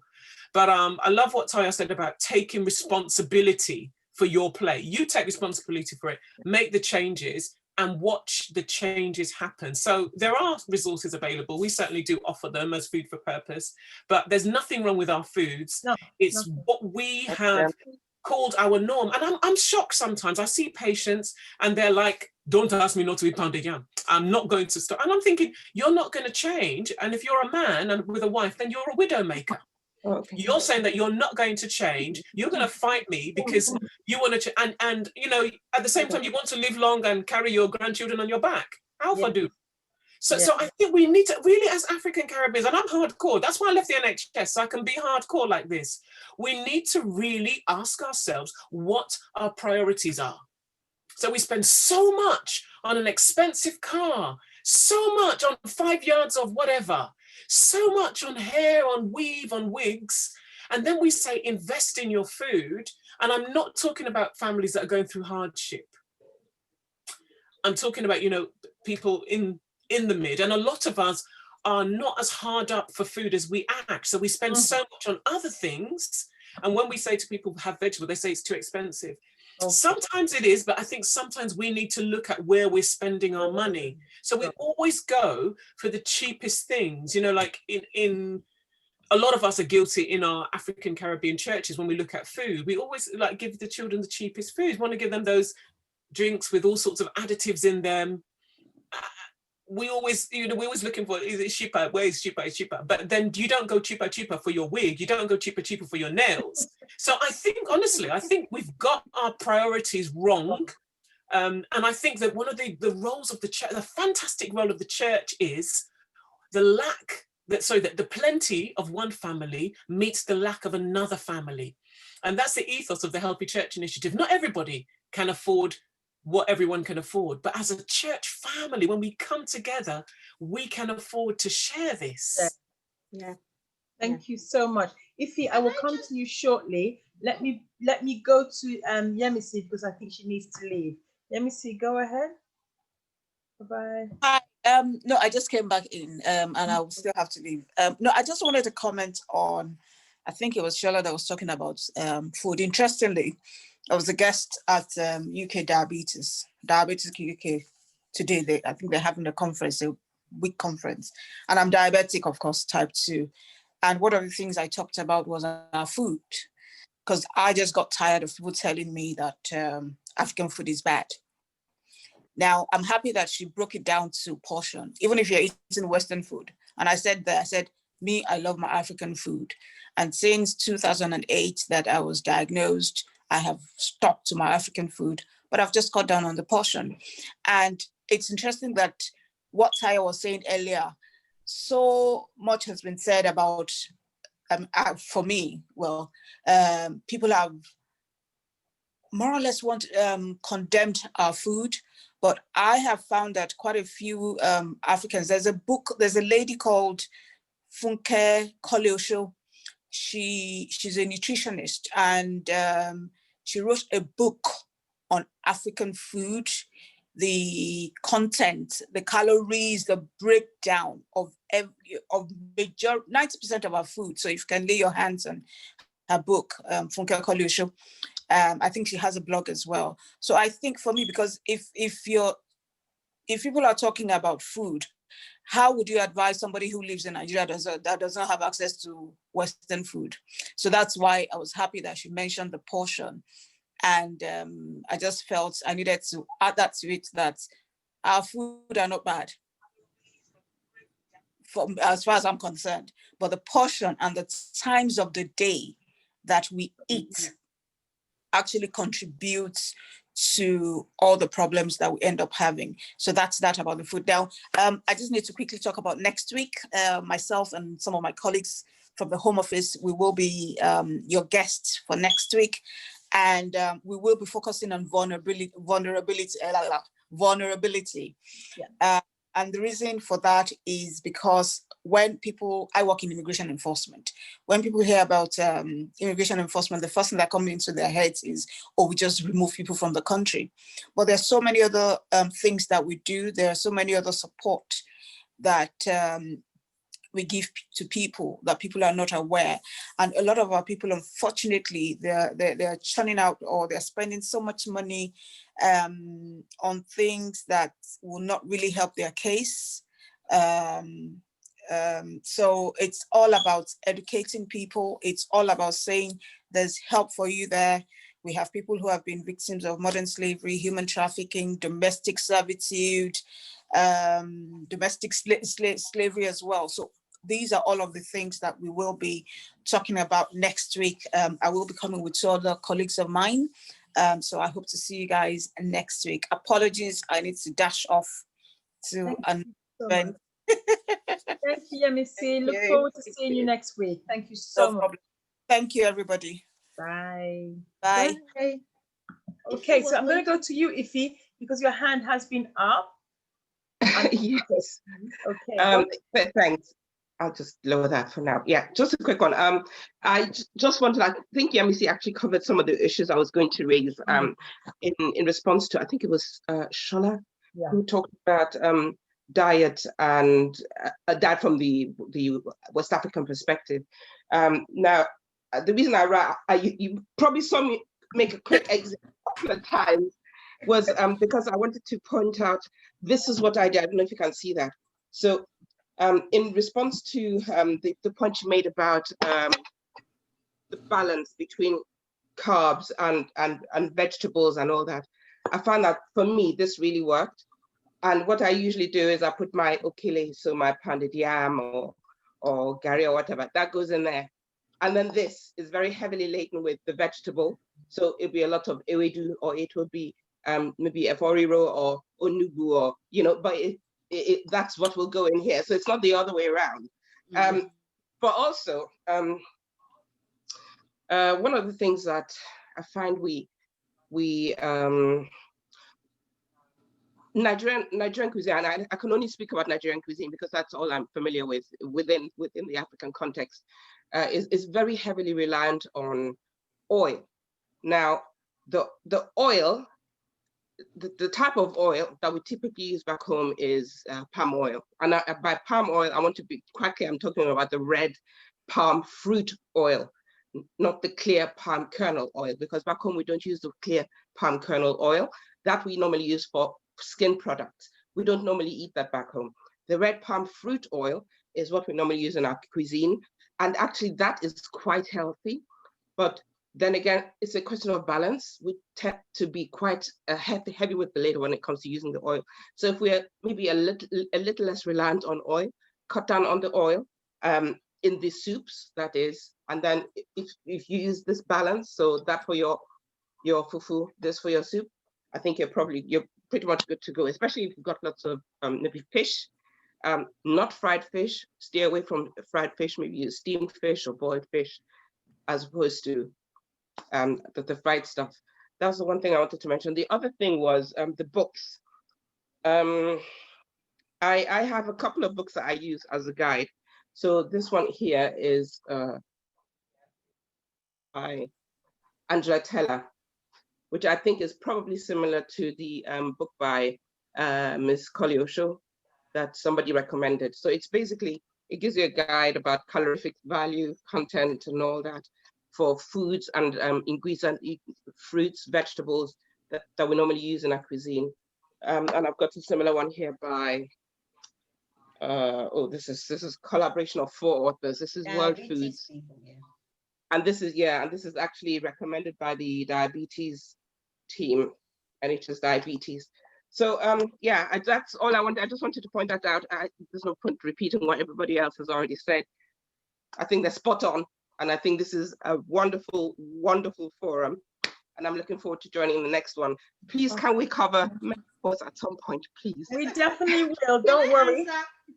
Sorry, can I say something? You said something about Thank people you. who are low income, how to access things. Yes. Now in the schools, this was the first, I didn't pay attention to, I was actually teaching it but I didn't pay attention. I just did it like, supply chain just went there. But there's something here which we had to draw.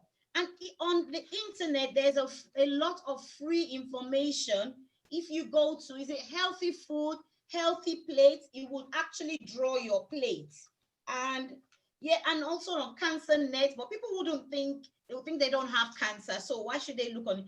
There's a lot of free information. And I actually noticed that actually Nigerian food is expensive.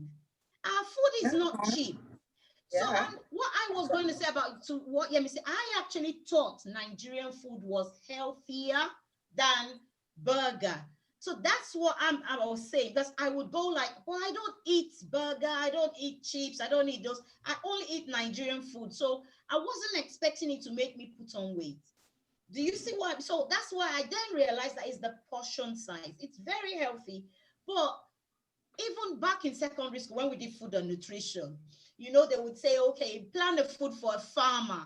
And then I started realizing that it's how you do it. If you're somebody who sits and your job is to sit down every day, you cannot eat agege bread in the morning and then eba in the afternoon and then pounded yam at night. If you're someone that sits down, if you were using a hoe to farm a whole acre of land, yes, maybe it might help. But you see, so yes, so because my sister was like, just eat okay, is the healthiest. And we used to have this argument because she's so slim and everything.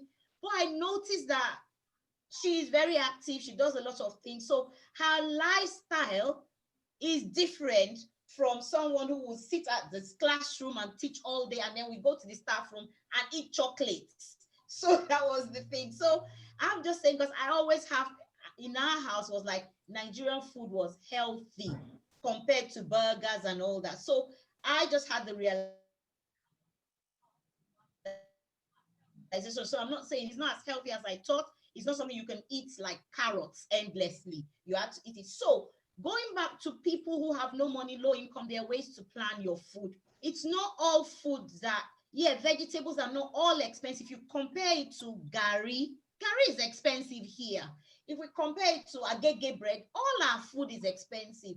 If you use that same one to get, even we still have greens, there are shops that have those things. And then online, type. You will be surprised if you type, is it ugu? It will be there, it will tell you. And as Ify said, you see, this book actually is our Nigerian food, and it will tell you how many calories. I can't count calories, to be honest. All I know is I eat vegetables, and we have Nigerian vegetables. We have efo, we have tete, we have okra. Okra is a vegetable. You can actually, I then said that even, okay, here's another thing. Okra, I never thought to take it like, we had chicken soup. Why can't we just drink okra soup?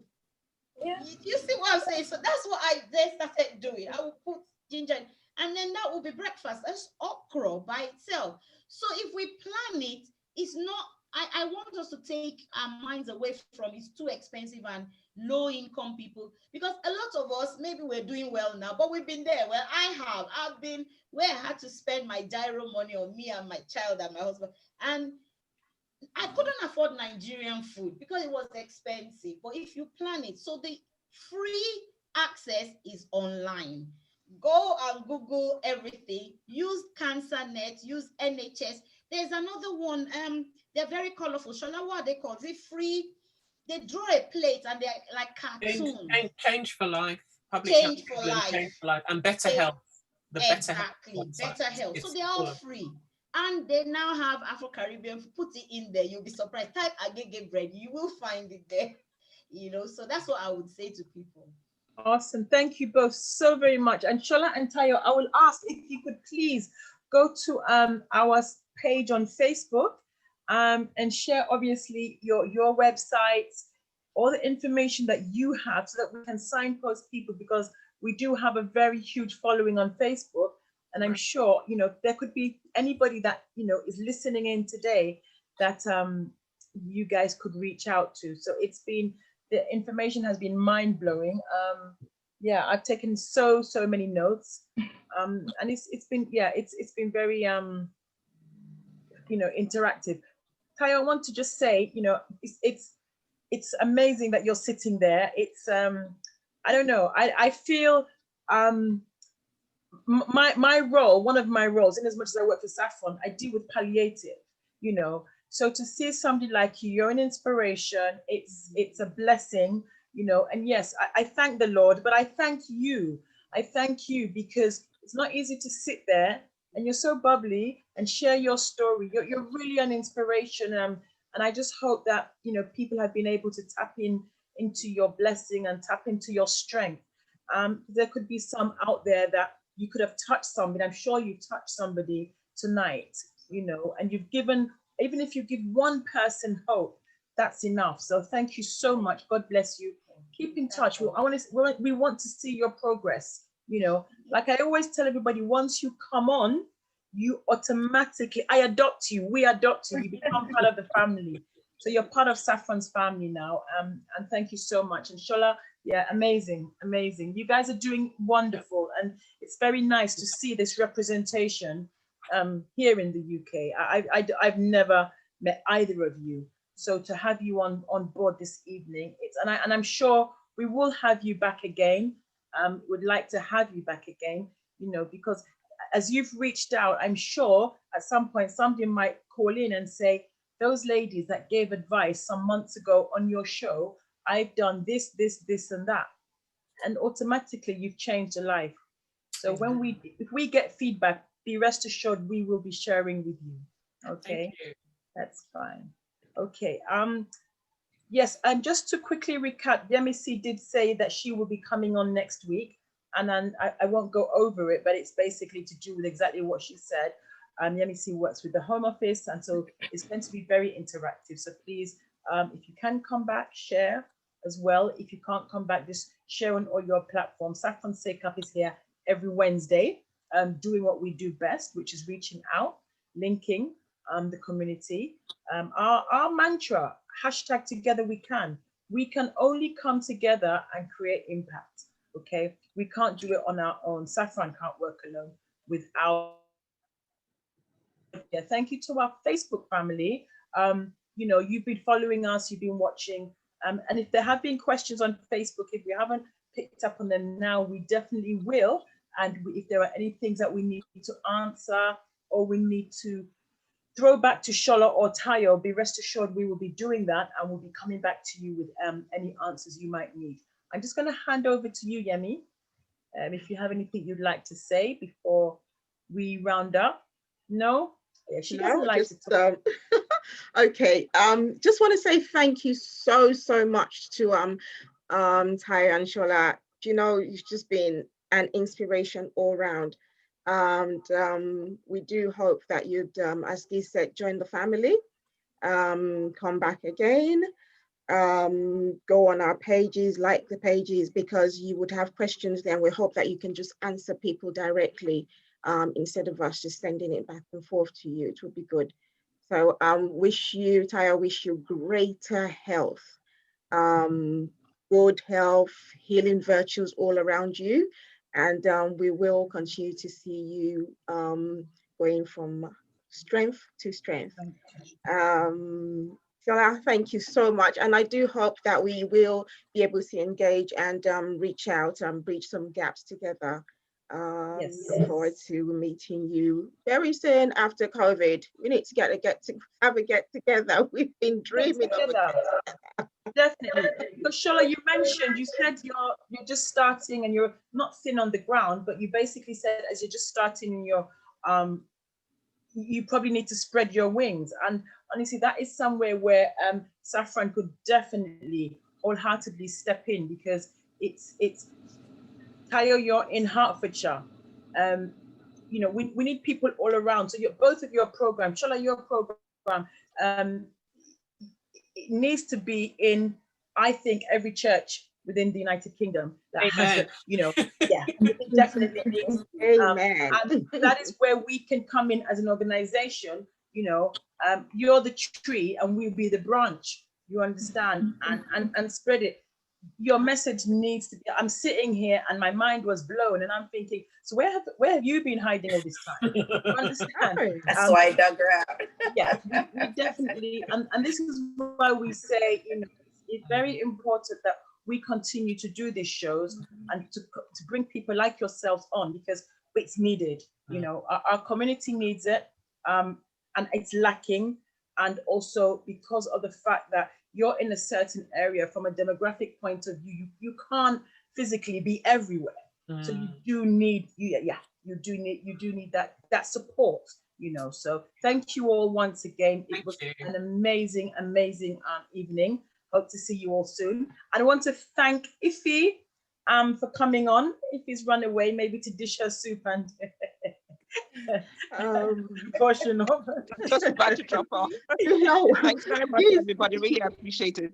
It reminded me about a joke a man of God said, and I won't even mention his name. But he said, Africans, instead of having your meat and two veg, sorry, we have, instead of your rice and veg, we have our, no, instead of the veg and rice, we have our rice and veg. So it's like a big plate of the rice and then like just a little bit of soup. So it should be the other way around. It was funny. It should be the other way around. It should be the other way around. Yes, the rice, the potatoes are the side dishes. Yeah, that's true. And I just hope that the message has got out there. You know, our food is wonderful. There is nothing wrong with our food. It's more about educating ourselves, portion control, and, you know, and like we rightly said, our children watch us. So if we do it right, then they're going to do it right, you know. So yeah, thank you so much, everybody. And thank you to Paul. Paul, you've been on, you've been quiet, but I hope you've been able to gain a lot. Taiwo, thank you so much. Omoni, thank you for joining us as always. Omoni, thank you so much for coming on. We didn't get to see your face, but I'm sure you've learned enough from the session. And Mustafa, you know, I love to see when we have people who have joined us for the first time. But I'm going to claim a bit of, I'm not good at just reading letters.